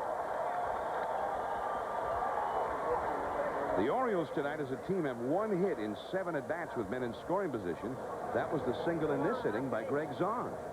Dating back to last night when they had 16 hits in the first 9 innings and only 6 runs. They are 2 for their last 18 as a team in these clutch at-bats. Well, Hockamy's ahead, but he can't make a mistake. He has to try to throw the exact same pitch. That is a base hit. Cal Ripken scores. Here comes Surhoff. The throw comes in, cut off by Hamlin. 2 runs have scored. Going to third is Zahn. And Brady Anderson gets the clutch hit for the Orioles and makes it a 1-run game. That, in my opinion, is just a bad pitch. I mean, you got the guy chasing 2 pitches, breaking down and away, and then you throw a strike with it. I mean, 0-2, you give him a chance to chase the third one. I mean, now this pitch is a strike. See, right? See, it's up. Now, the first 2 pitches were breaking balls, diving down and away. He didn't hit it well. He hit it off the end of the bat, but he got a base hit because the pitch was up. I mean, with 0-2, you can't make that mistake. So Brady Anderson has driven in all 3 of the Orioles' runs, and here is Polonia. And David Johnson leaving him in there against the left-hander. First and third. Foul away. Now, the only outfielder available on the bench is Devereaux. The Orioles are going with 12 pitchers these days because they've had so much need to use the bullpen, and they have only 4 men on the bench. One of those, Hoyles, is not available. So he's a little short on his bench. That is a base hit by Polonia. Zahn ties it up. Anderson heading for third. Nunnally's throw is cut off by Howard. It is a tie ball game, and Hockamy brought in to face a couple of lefties, and they have each gotten the big hit against him. The second baseman. Not what Bob Boone had in mind. Well, you know, when they talk this year about pitching, and, you know, some people say the pitching is poor and whatever, I think you see pitchers make more mistakes now than they should be making in certain situations. See, again, this is a hanging breaking ball inside. Any left-handed hitter is going to hit this. You know, and there you see Belcher. He's saying, I could have gotten him out. And, of course, no chance for Belcher to win. He left leading 4-1. It is now 4-4. But the great thing for him, you can't lose it either. Now, here's Alomar. He doesn't seem to be too pleased with that, though, Jim. No. I'm sure in his heart of hearts, he knows that he would have gotten out of this inning. Alomar to the shortstop, Howard. He bobbles it! And the go-ahead run will score. David Howard. And I guess he knew he was going to have to hurry with 2 fast runners, including Alomar. And then he forgot to field it entirely. 5-4, Baltimore is ahead. Well, obviously, if you get the ground ball, your infielders are supposed to make the play. And he has plenty of time here, to be honest with you, because Alomar hitting from the right side took a full swing, and he wasn't getting out of the box that quickly. But all of this was still set up by the 0-2 pitch that he threw to Brady Anderson. You can't throw an 0-2 pitch in the middle of the plate. I mean, the first pitch he threw to Brady, he swung at in the dirt, right? Should have been the 0-2 pitch again, right? He threw 2 of them in a row. Palmero, a high fly ball deep into right center. Nunnally is under it. Now the wind holds it up, and that's the inning. 9 men back to Baltimore. 4 of them score. It's 5-4 Baltimore. Craig Paquette coming up for the Royals. 5-4. The Orioles have turned the game around. Last of the 6th inning now. Rocky Coppinger to Craig Paquette. Foul ball for strike 1. John, this would be interesting to see how Coppinger reacts now that he's been trailing the entire ball game. All of a sudden, you get him the lead. usually that'll give a tough pitcher a shot in the arm, and he'll, you know, pick it up from there. So we'll just see how he reacts to this. Paquette singled in the second, starting a 3-run rally. And he is also fouled out to the first baseman. Nunnally will follow, and then Randa. This is badly with a slider. Father's Day, 1996, and there's George Brett, who is enjoying fatherhood with his wife Leslie on the left end, and 2 of their children, Jackson and Dylan. The older one is 3, and they also have a 3rd child, which came into the world just this past January. I mean, George didn't get married till rather late, Joe, and now trying to make he started having children, and he's having a new one every year. Well, maybe he didn't figure the first one was going to hit 400. He's having children as if they're base hits. 2-2 the count. Beautiful family. Happy Father's Day to George Brett. And it's great to see George enjoying fatherhood so much, because he was a single man for all those years. Was fearful of getting married. He got married, and now, as he told us then, it changed his life. 3-2 the count. George looks very fit, by the way. Looks like he could still go out there and hit 290. Oh, he probably could hit that. Well, a little higher. 285. Oh, that he could probably hit 290 right now, a little higher. Yeah, maybe 340 if they hung sliders to I was him going like to say, if he gets the same pitches that some of these guys get to hit. That's a foul ball, third base side. Tim Foley's still going after him there. 3-2 to Paquette. Beautiful Kaufman Stadium. They used to call it Royal Stadium, and renamed it in honor of the late owner, Ewing Kaufman, of the Kansas City Royals, and still one of the great baseball facilities in any city. Still state-of-the-art after all of these years. Opened in 1973. Shallow left. Ripken is out. Hammonds is in. Hammonds. The wind is blowing out toward left, and that may have pushed it away from Cal there, but Hammonds was right there to make the right play. fielder, John Nunnally. John Nunnally comes up now. George Brett, by the way, just for the record, is now the Vice President, Baseball Operations for Kansas City. His 3rd year in that role. He assists General Manager Herc Robinson in the day-to-day direction of the ball club, and is involved a little bit in developing players in the minor league system and that sort of thing. 1 ball to no strikes to John Nunnally. Check swing. Coppinger. And heads up, Raffy, over there. He almost threw it away. The third baseman, Joe. Why is it pitchers have such a hard time with little throws like that?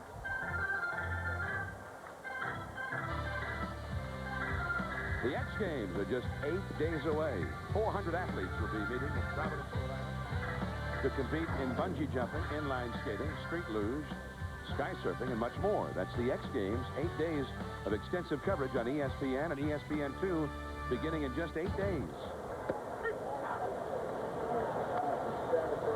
0-1 the count to Joe Randa. Randa has hit into a force play and scored a run, and he has grounded out to short, 0-2. Tip. John, what I've been impressed with Coppinger this inning for has been that he threw fastballs the first few innings. Now maybe he's tiring a little bit. His fastball's getting a little shorter. He has gone to the breaking ball. He threw a 3-2 breaking ball to Paquette to get him out. Threw a breaking ball to Nunnally, and he's got a check swing, and he's thrown one here to get ahead in the count. So he's using more pitches now than he was earlier in the ball game. McFarland on deck. He would be next. 1 ball and 2 strikes. Both bullpens are busy right now. We're in the 6th. The Orioles 5 and the Royals 4. 1-2 the count. Slider outside. In the Baltimore bullpen, the veteran Jesse Orozco, bullpen coach, longtime Oriole. Elrod Hendricks alongside. Strike 3 call in the outside corner. 3 up and 3 down. It's the first time the Royals have gone down in order. Bonilla, then Cal Ripken coming up, 5-4. Sunday night baseball from Kansas City, the 7th inning. Bobby Bonilla facing Jason Huckabee. A couple of former Mets here going head-to-head. Bonilla, switch hitter, now batting right-handed. He is 1 for 3 in the game. And you see as we look at the scoring, Brady Anderson's been the big bat for the Orioles. home run, 3 batted in. McFarland a 2-run triple for Kansas City. Slider in the dirt. Oh, slider in the dirt. That rings a bell. The one he should have thrown to Brady Anderson. You're right. Now he's got it. 2-1. And it is 2-2 now to Bonilla. You know, Bonilla is hitting 274 from the right side, 279 from the left side starting tonight. That's pretty good. And the fastball is low. 3-2. Bonilla, with only 5 home runs, he hit a couple this week at Tiger Stadium, a couple of shots. They're hopeful that he'll get going with the long ball. And that's a foul. He was swinging a lot of bad pitches. He was obviously distracted, and Dave Johnson and his staff felt that Bonilla had let this whole DH controversy get into his head. Finally, David, when the Bonilla exploded one night with the press, Johnson had it out with him the next day and said, listen, go out there and hit. Forget all this stuff. It's ridiculous to let it affect you. Well, when I talked to Bobby, Bobby said the problem he was having with a DH, he couldn't keep his head in the game. That's the way he felt. You know, when he's in the field, he said at least he's thinking baseball all the time. And there you see the difference right there. I mean, he's hitting 346 when playing and only 217 as a DH. He said he just could not get adjusted to it. And I understand that. I only DH one game in my entire career, and it wasn't fun. You know, I played all these games, and you just like to be involved in the action. And all you do as a DH is sit over there. And in fact, you don't even keep track of scores. You just keep track of when you're coming to bat. And I didn't like that. And Bobby doesn't like it either. And that's also difficult for a guy that played in the National League all of his career, you know, to be out there every day.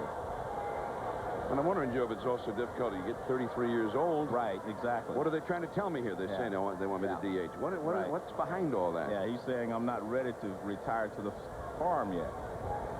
3-2 to Bonilla. Ripken is on deck. 5-4 Baltimore. And Bonilla continues to battle it out here with Hakimi. Fouling pitch off the pitch after pitch away. 10 pitches have been thrown in this sequence so far. I also think as you get older, as far as I'm concerned, it's like pinch hitting 4 times a game, you know, because you sit there, then you have to get ready. It's like pinch hitting. Well, Bonilla gets the walk to start off the inning, and he worked for it here. Cal Ripken coming up, and Friday night here at Kauffman Stadium. The shortstop, Ripken, who last September the 6th passed Lou Gehrig's all-time Ironman mark of 21:31, had another milestone.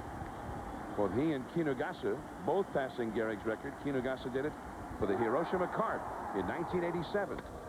Ripken with his 3rd hit of the game tonight. 3 consecutive singles for Cal. Bonilla stops at second. Kinugasa, who hit 504 home runs for the Cart in a long career in Japan, was part of the celebration the night that he passed Gehrig in Hiroshima. In Japanese, they call it Tetsujin, which is Iron Man. And the 2 Iron Men were here on Friday at Kauffman Stadium.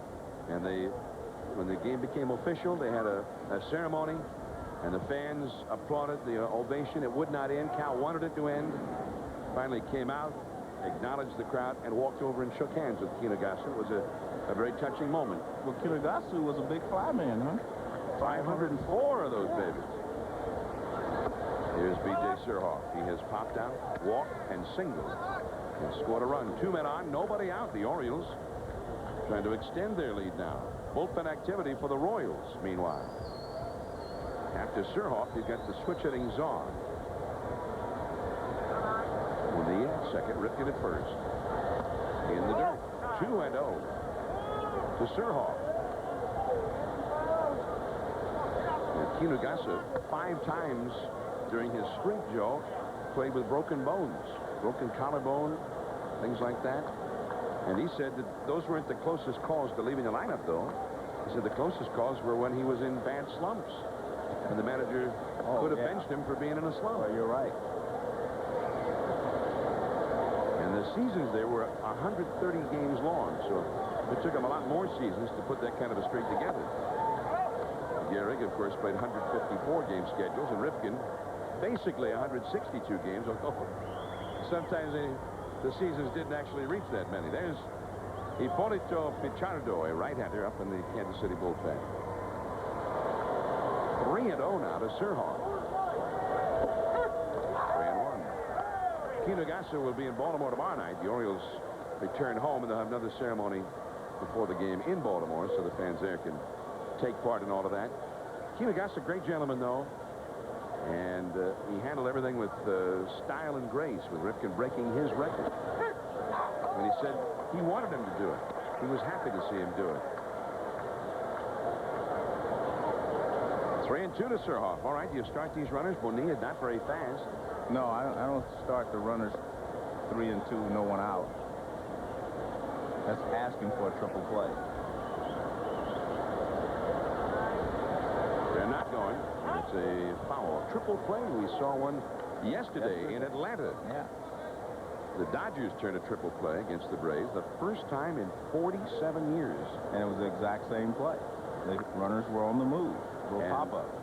The Hall of Fame broadcaster, Ernie Harwell, broadcast the game yesterday in Atlanta, and he had broadcast the game for the Dodgers in 49. He had seen them both. Now the runners are going. The ball is hit in the air to left center, and the runners will have to turn right back around. Goodwin. Bonilla was the only one running. Well, we talked about Sachio Kinugasa, the Japanese Iron Man, and we asked Cal Ripken about his impressions of Kinugasa. To me, getting a chance to talk to him and comparing notes a little bit, you know, you find out that his approach is almost identical to my approach. And I thought the whole experience, by getting a chance to know him, knowing what it took him to get as far as he did, and to me it's kind of amazing because their seasons are shorter, and it takes more off seasons of preparation, more seasons to actually get to that point, and that was very impressive. Cal Ripken, he's passed them all now.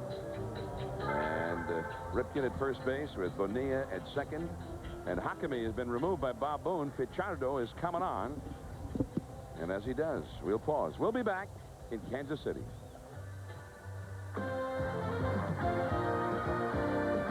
The ESPN Sunday Night Baseball Game of the Week is brought to you by the more than 1,325 AutoZone stores across America. AutoZone, the best parts in auto parts.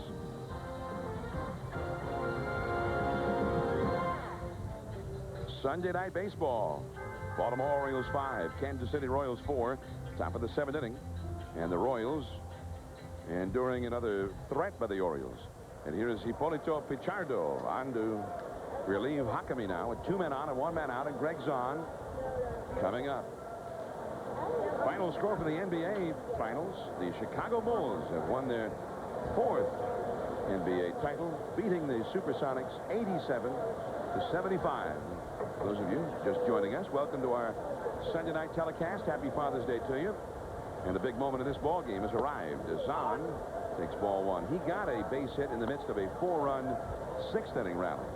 Zahn is 2 for 3 tonight. 5-4 Baltimore. The Orioles have 12 hits in this game already. Pichardo, you see his numbers. Bonilla at second. He walked. Cal Ripken at first. He singled. And there's a pop-up. Left field. Goodwin. Second out. And that brings up Jeffrey Hammond. The left fielder, Jeffrey Hammond. So Baltimore is still not hitting the ball all that well when they've had the men in scoring position in this ball game. They're now 3 for 12 as a team in these kind of at-bats tonight. And Jeffrey Hammonds has had a real tough time. He's 0 for 2 plus an ill-advised bunt attempt that was actually scored as a sacrifice with 1 out in the 2nd inning. Howard at short. And the force out at second. Lockhart covering to get Ripken, and the inning is over. The Orioles unable to extend their lead. 5-4 Baltimore. McFarland, John Miller, Joe Morgan back with Sunday Night Baseball from Kansas City. It's the Orioles 5 and the Royals 4, and there's the veteran left-hander Jesse Orozco on in relief of the rookie Rocky Coppinger. Orozco's earned run average is terrible. However, he had 2 days back in April where he was charged with 12 runs in 2 of the 3rd innings, and that will take a short reliever a little time to get that ERA down. You're right, especially when they only come in 1 inning or sometimes even a 3rd inning. For the Orioles, number 47, Jesse Orozco. Jesse Orozco had a great year for Baltimore last year, And then he got off to the terrible start this year. Mike McFarland, tough hitter. He's another guy who's had some of his best numbers over the years against Baltimore. Craig Paquette, former Athletic, now with the Royals, is the same way. And McFarland has hit a home run in this series. Tonight he's hit a 2-run triple. Last night he drove in the winning run in the 16th inning with a fly ball. Slider high and away. Now, both bullpens are a little bit chewed up right now. Baltimore had to use 5 relievers last night, and so too did the Royals. So Davy Johnson going with the Roscoe here in the 7th.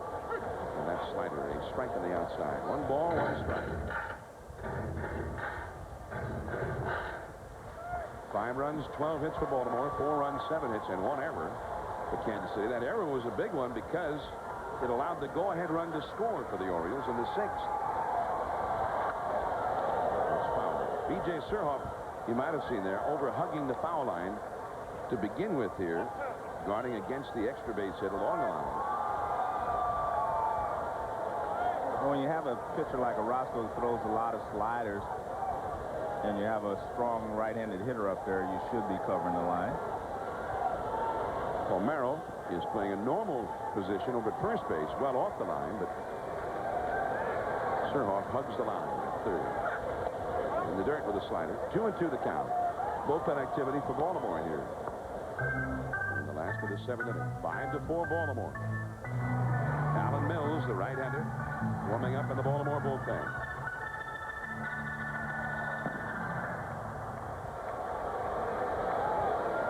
Mike McFarland had a stretch of 3 consecutive games with home runs that ended last night when he only entered the game as a pinch hitter and hit a sacrifice fly to win the game. Fastball misses inside. Art Judson got that one at 89 miles an hour, which is pretty good for Jesse Orosco. Well, maybe the gun is a little speedy, a little speedier than normal. That didn't look 89. Be careful. Be careful now. Did not look like an 89-mile-an-hour fastball. 3-2 to McFarland. And it hits the bag. Surhoff doesn't quite get it. Into second base with a double is McFarland. Wow, what a break that was. Surhoff was right there ready to play that one, and it hit the side of the bag.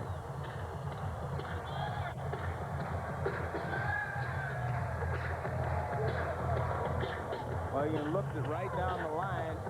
That is a fair ball anyway. It went over the corner of the bag, and then it hit the other part of the bag. And you see umpire Tim McClellan, he just gives you that little polite point for the fair ball. Well, yeah, I guess he decided maybe I better run since it did hit the bag.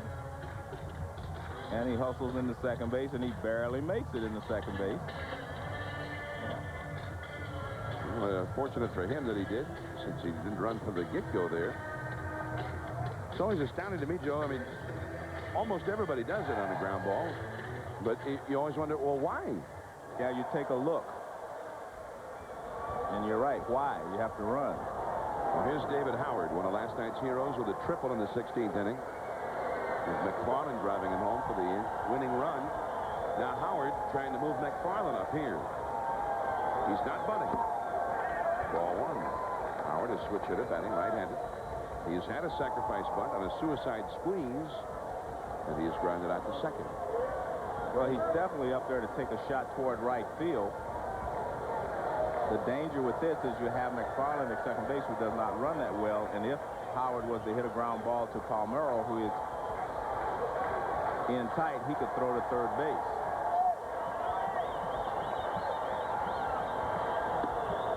Well, he's not trying to go the other way either. Wasn't taking a shot at right field on that one. Yeah, up and in. 1 ball, 1 strike. Well, there definitely was something wrong with that pitcher. I mean, he should be trying to hit the ball the other way to move the runner along. He was trying to drive him in. 1 ball, 1 strike to Howard. Nobody out in the 7th inning. Royals getting a big break on the ground ball to third. It hit the bag. McFarland got a double.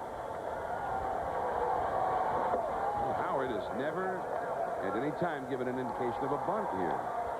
2 balls and a strike to count.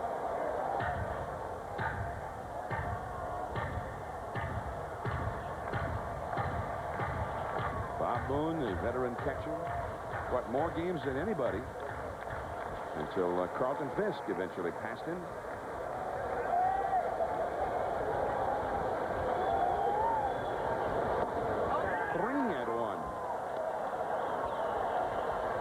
The left-handed batting Johnny Damon. But keep in mind that Howard is the potential go-ahead run here. There's Damon on deck. 5-4 the Orioles.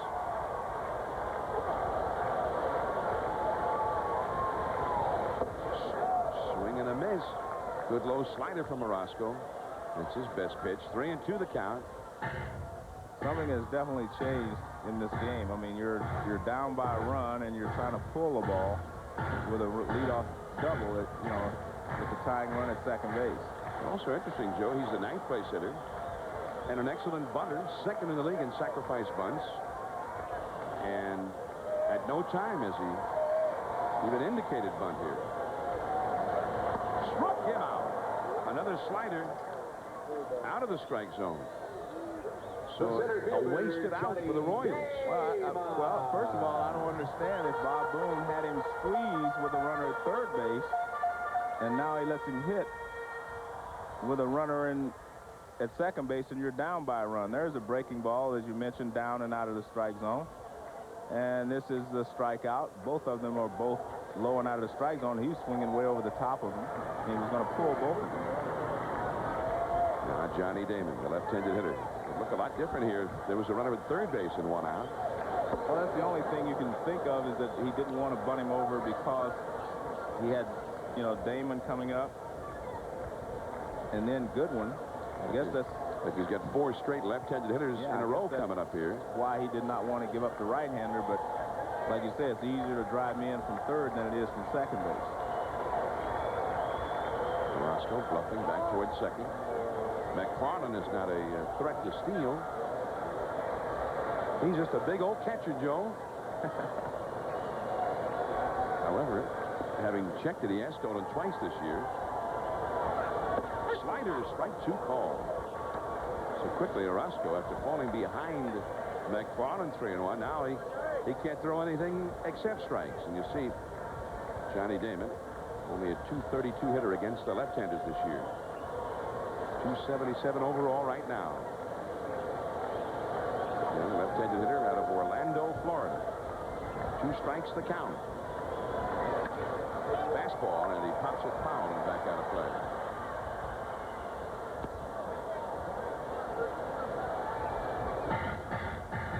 Some of those pennants out there on the flagpoles at Kauffman Stadium from the glory days of the Royals. This was a model franchise. They had early success here. An expansion team from the 1969 expansion. The Royals have won many divisional titles. 1985, they won a world title. Saved by Zahn. Orozco almost gave McFarland third base free of charge there. Very good save there by Zahn. He got his entire body out there. He didn't just reach out with his glove. Watch him. He gets out there. And the ball actually hits off of his left leg after it hit his glove. So good play there by Zahn. John, speaking of flags flying, I read in the paper where they were flying some pennants in Cincinnati of the championship teams that they've had there over the years that they had not been flying while Marge Schott was there. Actually, acknowledging that the Reds had won some championships. Had some very fine players and teams in their past. Slider of the dirt, another great save by Zahn. Well, Orozco, is he trying to make this pitch too perfect, Joe? I think he is, because I mean it was obvious from the first swing and the taken breaking ball that Damon had no idea where that ball was coming from because he's not picking it up quick enough from Orozco, but Orozco is giving him a look at 2 extra pitches. Let's see, Orozco, of course, is the guy who specializes in coming in to get the lefties out. 2-2. Now McFarland moves over to third as Alomar throws out Damon. 2 down. And Goodwin is going to go back to the dugout.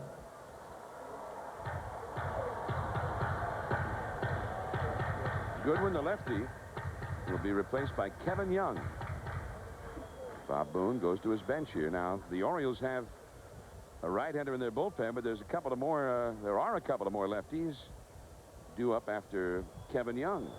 Young from Kansas City, Kansas. His mother works for the Postal Service in Kansas City. And Young, the former Pirate, just brought up here recently with the Royals, is Alan Mills.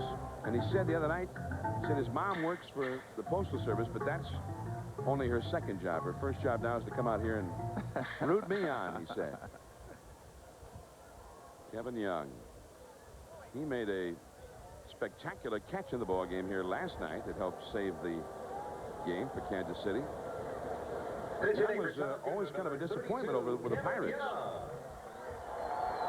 Yeah, you're right. They thought he was going to be a superstar.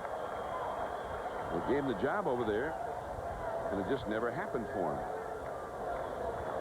Back in 1993, they gave him the job in the outfield, and he hit only .236. Ball 1. Possible tying run of the game is at third base with 2 down during the last of the 7th inning.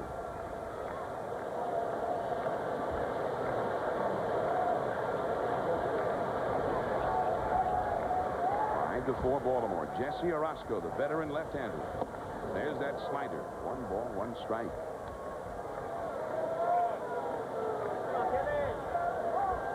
The rookie, Rocky Coppinger, went 6 innings, allowing 4 runs and 7 hits.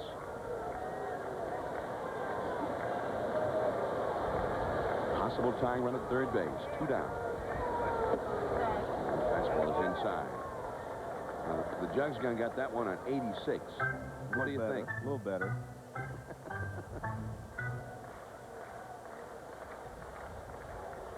So, Joe, I detect a sort of a technophobia on your part here. 2-1 the count. Fastball inside. 3-1 to Young. The left-handed batting Lockhart is on deck. Although he's got a whole bench full of right-handed hitters he could go to here. If you're Young, you have to realize he's not going to throw you a fastball in this situation. So you can play games with him and sit there and look for the breaking ball. 3-1 the count. Threw it in, but it was a ball inside. But he did throw him a fastball, so I was wrong there.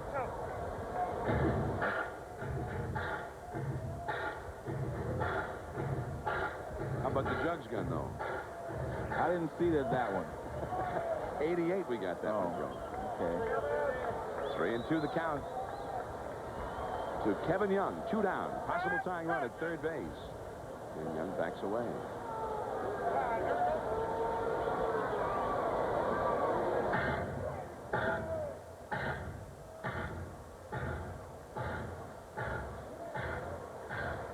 Young stands back off the plate a bit.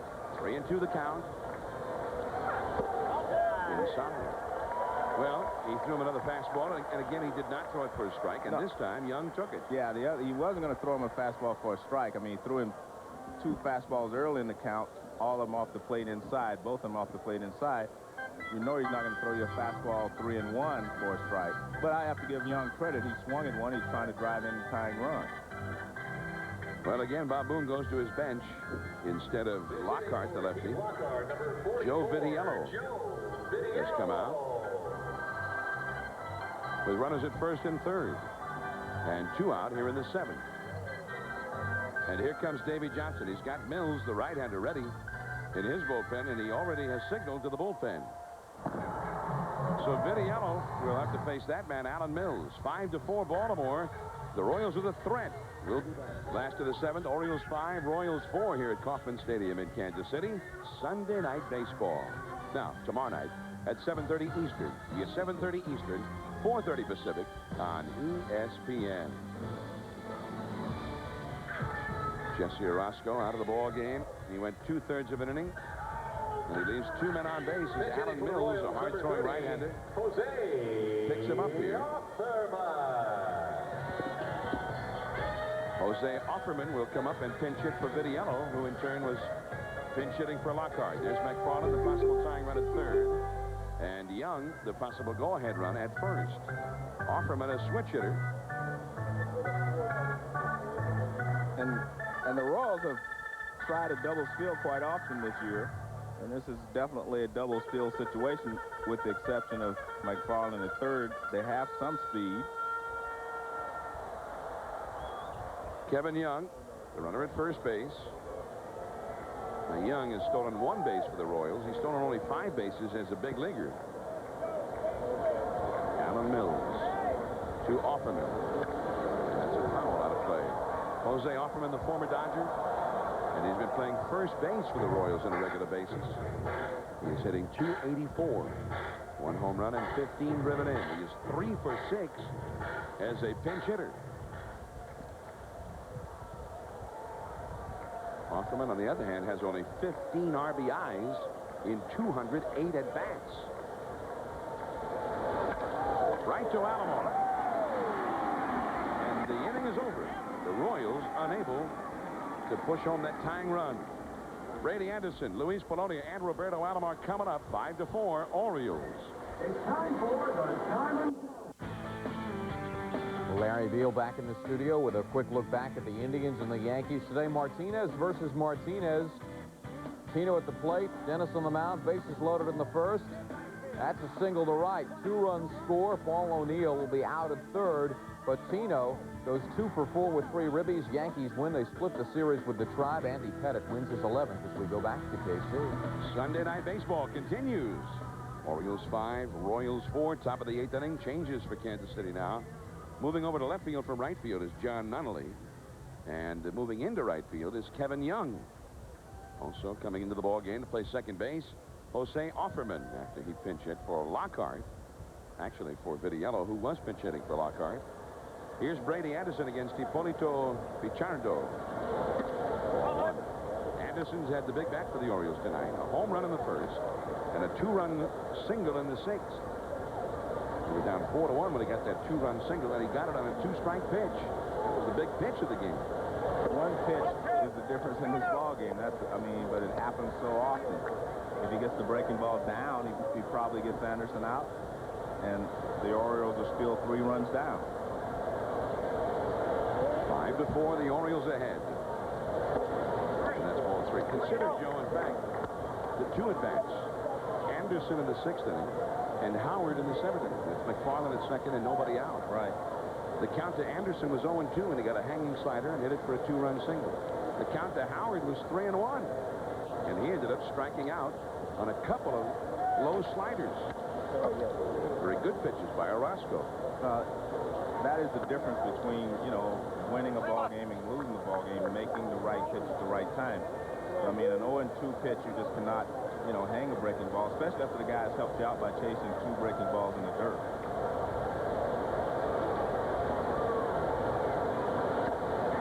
Anderson helped him out. Swinging at ball 4. High fastball. Full count now, 3-2. Anderson's home run tonight, his 23rd home run of the year. And also, he's been getting it done as the leadoff hitter in the traditional fashion. Gets a lot of walks. And back out of play again, 3-2. Anderson has been playing with a pulled muscle in his right quadricep. That's the front of his right thigh. And it caused him to miss a few ball games. The doctors thought maybe he should miss a week to 10 days to get fully over it. He missed 3 days and insisted that he was fine. And he gets the walk. Anderson goes down to first base. Designated hitter, Luis Earlier this week in Polonia. Detroit, he was healthy enough that he stole 3 bases, tying a club record. Now Luis Polonia comes up. Polonia also had a big hit in that 6th inning against the left-hander. He singled to right field on another hanging slider from Hockenning. Not a breaking ball, it was hung inside. And that tied the ball game. Polonia 2 for 4. Kind of a handy man. Seems like he'll always have a job. When he started the year after being released by the Seattle Mariners, and he was actually without a job. He was released by the Mariners toward the end of the spring. Well, He's always been a pretty good hitter. He can pinch hit for you, and he runs pretty well. I mean, he can do a few things for you. So he is a valuable player to have on your ball club. Last year he had been with the Yankees and then ended up with the Atlanta Braves and played in the World Series. Anderson back to the bag again. Anderson has stolen 9 bases in 12 attempts for the year. Third baseman Randa very shallow. Polonia also a guy who's adept at dropping down a bunt. And there it is. Randa, barehanded pickup. Safe, and Offerman never got there. Well, Offerman's not a second baseman. He's a shortstop. He has played some first base this year, but he probably was confused. He didn't break quick enough. But technically, when the ball is dumped down the third base line and he doesn't square around, then the first baseman should get back. Now watch, if he doesn't square around, which he doesn't, no, he shouldn't. The first baseman shouldn't have been charging on that play. See how far away Offerman was? He had to try to get there. So that was the first baseman's fault. If the guy squares around, then the first baseman charges, and the second baseman goes over to first base. But if he doesn't square around and that ball is dumped down the line, the first baseman should be able to get back. Now Roberto Alomar. He is 0 for 4 tonight. There's a bunt. Well, he'll do it this time. Now he gets back. Yeah, Hamlin is there this time. Well, it's the same play. There's no difference in those two plays. The first baseman, Rafael Palmeiro. He didn't square around. So the sacrifice for Alomar. And that brings up Palmeiro. Now watch Hamlin. See, he's at first base. He starts in. Now he sees the bunt going to third base. Back up. That's exactly what he should have done on the other play. And so that's, you know, even though Offerman looked like he was late getting there, it was really the first baseman's job to get back on that play. They're going to walk Palmeiro intentionally. First base now open. How many teams would have the number 3 hitter bunting with nobody out? And I don't know if Davy Johnson gave that sign or Alomar just decided to do it. Well, it looked like he was bunting for a base hit, but he also knew that if he didn't get a base hit, he would move the runners into scoring position, which is the play of a smart, you know, second baseman, you know, because he's accomplishing 2 things. If he beats it out, obviously the bases are loaded with no one out. If he doesn't, he's moved his runners up so that someone else can drive them in with a fly ball. And they only have a 1-run lead, so you need some insurance. So the bases are loaded. I think it was a very good play, smart play by Alomar. Bobby Bonilla coming up. They walk the left-handed batting Palmeiro to set up the double play. But Bonilla will also bat left-handed. Bonilla 1 for 3 with a walk in this game. Got 5 homers, 38 RBIs. The middle infield double play depth. The third and first baseman play shortened up. And that's a base hit to right field for Bonilla. Anderson comes in to score. Here comes Polonia. The throw goes into second. 2-run score. Palmeiro stopping at second. And it is 7-4 for the Orioles. Bonilla with his 39th and 40th runs batted in. Now it looks like a very good play by Alomar, doesn't it? All right, now you've convinced me. Okay. Fastball right in the middle of the plate, and Bonilla knows what to do with that pitch. I mean, it's a bullet to right field in the hole. And both runners come in to score. So Roberto Alomar dropping the bunt down, prompting the walk to Palmeiro, and then Bonilla with a clean single to right. Baseball is a very simple game if you play it properly, or you start to complicate it when you try to do complex things. I mean, first and second, no one out. He drops the bunt down. He moves runners along. Next guy, I mean, they walk a guy gets a base hit. You put more pressure on the defense when you move the runners up with and out. Palmeiro at second, Bonilla at first. Ripken the hitter. Count takes low. 2-0. Cal has had 3 straight hits tonight in the 4th, 6th, and 7th innings. His base hit in the 6th started the 4-run rally that put Baltimore ahead. He is hitting .283 for the year. A pop foul right back over our heads. And into the upper deck. 2 balls and 1 strike to Cal Ripken. Well, Bob Boone, his best laid plans tonight have all gone awry. He brought in Hakimi, which was not a popular decision with Tim Belcher. Hakimi was not up to the task. He gave it up. He did not have Howard bunting in the 7th inning. Howard, even ahead in the count, 3-1, struck out. 2-2 to Ripken now. Remember what the graphic you talked about earlier, or they showed earlier? They were 3 for 12 with runners in scoring position. Well, how do you get out of that? By moving the runners along and giving them an opportunity to score a run with a fly ball rather than getting a base hit. He was having a hard time. Alomar himself has been slumping. Alomar 5 for his last 28. Right up to that at bat. You know, I asked him about the difference between hitting second and third. He said, well, for me, no difference. I play the game exactly the same. For me, my job is exactly the same. Now, maybe Dave Johnson disagrees with that. Yeah. But that's Alomar's philosophy. 3-2 now to Ripken. We're seeing some lightning off in the distance light up the sky occasionally. They had some severe weather outside of Kansas City earlier this afternoon and evening. We've had no problems here at all so far. We've had even some tornado watches west of here. 3-2 the count, and ball 4 to Ripken. That is the 3rd walk of the inning. Third baseman B.J. Surhoff. This inning started, remember, with a walk to Brady Anderson. Well, with the left-handed batting Surhoff coming up, here comes Bob Boone again. He's got Tim Pugh up in the bullpen, and he's going to make a move. Bases loaded, 1 out. B.J. Surhoff coming up. 7-4 Baltimore in front. We'll be right back. ESPN Sunday Night Baseball Game of the Week from Kansas City's Kauffman Stadium. I'm John Miller with Joe Morgan.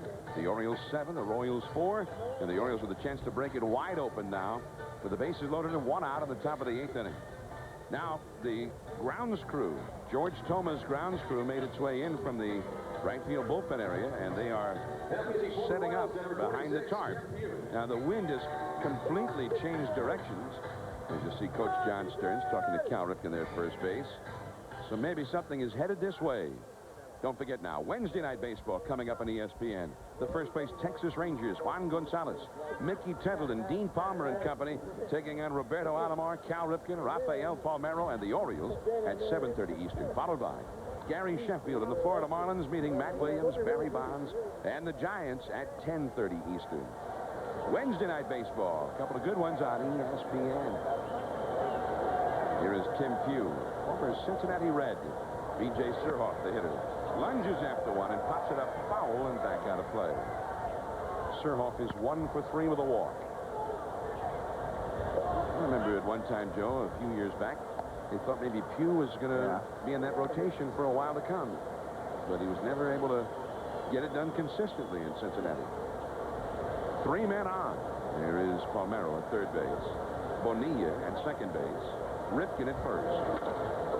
A ground ball, base hit in the right field. Palmeiro scores. Here comes Bonilla. Young throw. Not in time. Ripken takes third. A 2-run single by Surhoff. It is 9-4 for Baltimore. And Surhoff picks up his 40th and 41st runs batted in. Well, the great thing, if you're a hitter, they have to come to you, and he gives him a fastball. He tries to get the ground ball double play, which he gets, but he finds a hole on the right side. The sinker away from Pugh. The ball was running away, but Surhoff pulled it in the hole. Nice throw here by Kevin Young, but not quite in time as Bonilla beats the throw to the plate. So it is 9-4, and here's Greg Zahn. 1-1. Zahn is 2 for 4, a double and a single. His single was a big one, with the club trailing 4-1 in the 6th. 2 men on and 1 man out. He got a base hit to left and scored the tying run of the game eventually. Now Baltimore's way ahead. On to 2 4-run innings for the Orioles in this game. A 4-run 6th, and now a 4-run 8th. And that's just so far. Only 1 man gone here in the 8th inning. Things are really disintegrated since Tim Belcher left this game. You're right. Zahn, the 8th man to bat of the inning. 1-2 the count. Well, Well, the wind is really whipping around inside of Kauffman Stadium now. Coming in from left field. John, it's a high drive to right field. In the wind. Young is going back. Can't get it. It's off the wall. Cal Ripken scores. Here comes Surhoff being waved home. The center fielder Damon finally picks the ball up. And 2 runs score on the triple for Greg Zahn. And I think we'll have to put an asterisk by that. Wind aided. Just a high fly ball. He got up into that suddenly ferocious wind, and it just kept going. 11-4 Baltimore. It's a 6-run inning. The left fielder, Jeffrey. Well, that ball definitely would not have hit the wall early in the ball game, but the wind is blowing straight out to right field. It's a high fastball, and Zahn gets it up in the air, and Kevin Young makes a good attempt, but the ball's off the wall for a triple and 2 more runs. Now the infield comes in for Jeffrey Hammonds. Hammonds is 0 for 3 tonight. Every time he has batted in this game, there have been runners in scoring position. Ball 1 strike. Hammonds is hitless in the game. Now it doesn't seem to matter so much. You're right. He's in a bad slump. His average has fallen to 238. Down the left field line, but foul. 1 ball and 2 strikes. Well, we understand from George Thomas' grounds crew that there is rain on its way to Kauffman Stadium, which there's George. And by the way, the infielders will tell you that this may be the best infield in the American League again. So they've gone back to the grass after the turf was taken out. Hammonds down on strikes. His slump continues. That is the 2nd out. And leadoff man Brady Anderson is starting to walk. He's coming up, and the grounds crew is getting ready to spring into action here. Man, they have taken the covering off the tarp and everything else here. Well, maybe the rain will hold off another 30 or 40 minutes. I'm sure that they're probably overreacting a little bit. I certainly hope so. Brady Anderson has homered. He's hit a 2-run single. He's walked. He's scored 3 times tonight, in addition to driving in 3. There's Zahn, who hit the triple at third base. Zahn with 3 hits tonight. He seems to thrive in this ballpark. Last year, he had 2 games consecutively with 3 hits in each game. And now he's done it again a year later. And this Kansas City bullpen has not quite gotten the job done tonight. There's a shot to right field. There it goes, number 24 for Brady Anderson. And he's just 1 behind the Major League leader, Albert Bell. His 2nd home run of the game. 13-4 Baltimore. And that gives Anderson 5 runs batted in this one.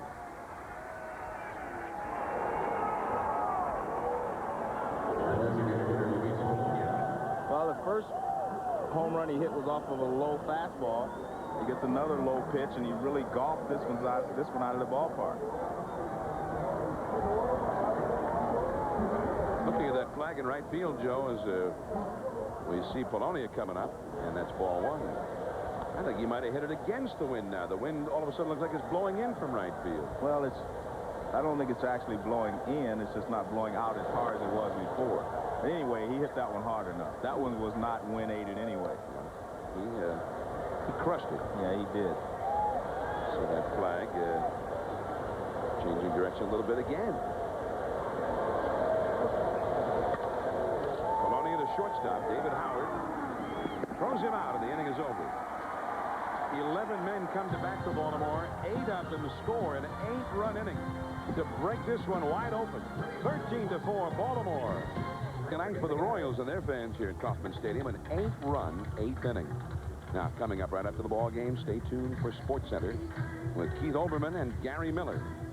And, of course, the NBA Finals. And finally, it was final. They'll have the story. The U.S. Open. And, of course, all the day's action in Major League Baseball. We were very sad to learn just a little while ago that one of the great voices of the game, Mel Allen, the immortal former voice of the Yankees, who will be forever remembered for such great phrases as "how about that" and "going, gone." Mel Allen died today at age 82. And we mourn his passing. Mel Allen, who did so many World Series and so many of baseball's biggest events. He was there for Lou Gehrig Day, for Babe Ruth Day at Yankee Stadium. And he chronicled the doings of some of the greatest who ever played the game. And Mel Allen also will forever be remembered as one of the very finest and greatest voices of the game. Mel Allen dead today at age 82. And they'll have the complete story on SportsCenter as well right after the game. Bob Hamlin, the hitter. And the count is 2 balls and 1 strike. The Orioles make some changes now. B.J. Surhoff has moved across the diamond from third base to first base.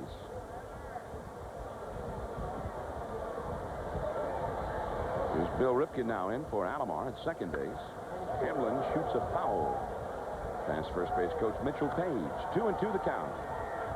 Manny Alexander now at third base with Surhoff moving over to first base. So out of the game for the Orioles, Roberto Alomar and Rafael Palmeiro. Alexander will hit third, and Bill Ripken will hit fourth. 2-2 to Hamlin. That's a full count now, 3-2. An 8-run inning. And Baltimore with 13 on the board. The 8 runs in the inning is their high for a season. The Orioles have been more noted for giving up innings like that. They've given up 2 8-run innings in the last couple of weeks.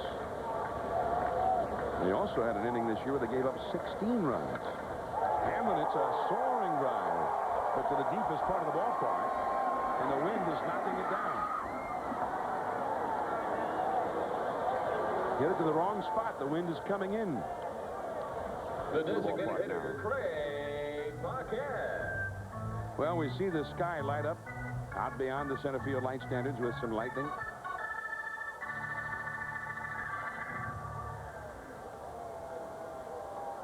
I saw that movie, Joe, the Twister. Did you see it? No, I didn't see that. Good.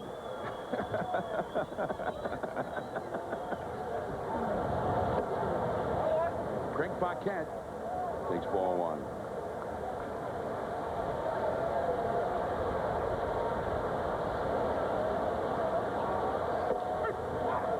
And that's a strike. 1 ball, 1 strike. Well, in the 2 1/3 innings that the Royals bullpen has pitched tonight, the bullpen has actually been charged with 9 runs plus 3 that were charged to Belcher's record.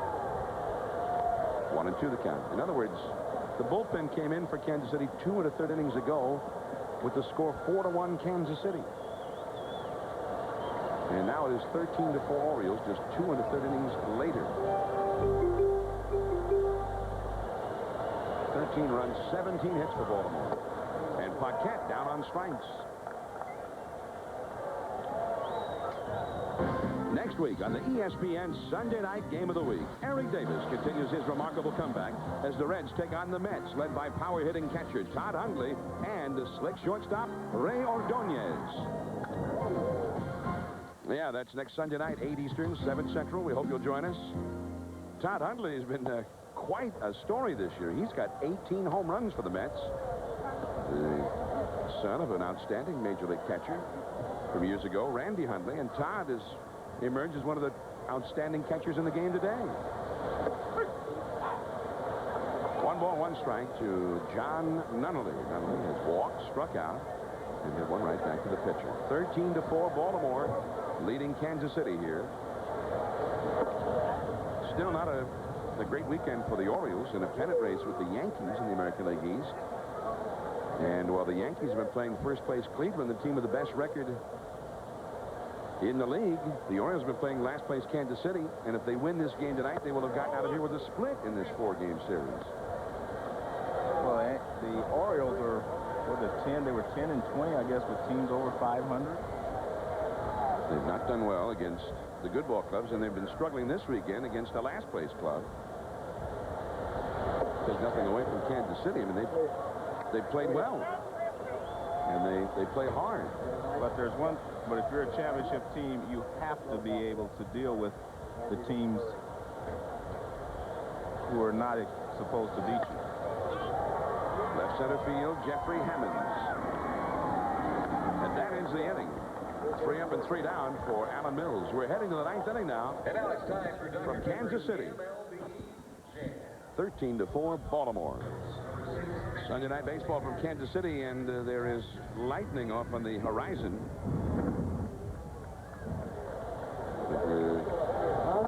So far, out of the rain here at Kauffman Stadium, although many of the fans seen that lightning have headed for a home here from Kauffman Stadium. That and an 8-run 8th inning, that will tend to do that. And it looks like, is that little rain starting to fall just now? And Manny Alexander goes down on strikes, so Alexander has gone very quickly here, hitting in the 3rd spot, vacated by Roberto Alomar, and now Bill Ripken will come up in Palmero's spot. Little rain is starting to fall right in the midst of all of those bugs. Well, the rain has kind of caught those bugs unawares, and the rain seems to be getting a little heavier, Joe. Yes. What do you think of that? I think that they can play through it.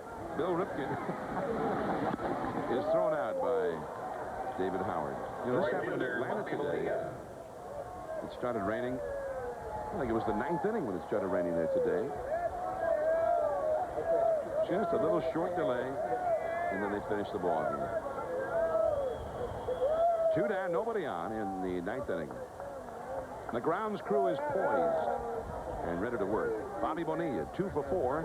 He got a big hit in the 8th inning. The score was 5-4 when he hit a 2-run single to make it 7-4.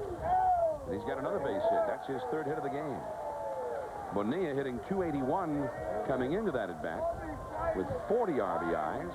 It's his 3rd hit. Here's Cal Ripken, who has 3 hits. Well, not everybody's heading for cover. Well, some are getting closer to see Cal. Cal Ripken hitting .283 for the year. Fly ball to center. Damon on the move. And that's the end of the inning. We go to the bottom of the 9th inning from Kansas City. Randa will be coming up, then McFarland. 13-4 Baltimore. We'll be right back.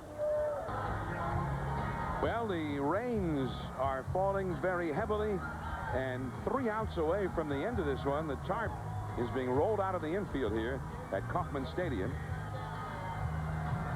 13 runs, 18 hits for Baltimore, 4 runs, 8 hits, and 1 error for the Royals. We have no idea how long this weather is going to last, but we know that right now the game has come to a halt with Baltimore way ahead. A quick reminder now, next Sunday night we'll be at Shea Stadium in New York. Eric Davis and the Cincinnati Reds. Reggie Sanders back in action.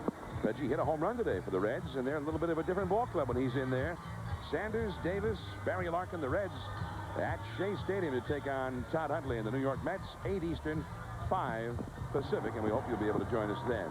We'll be also here to bring you the conclusion of this ball game, but right now we're in a rain delay at Kauffman Stadium in Kansas City. John Miller with Joe Morgan. We're staying put. Right now, let's go back to Larry Beal for an update.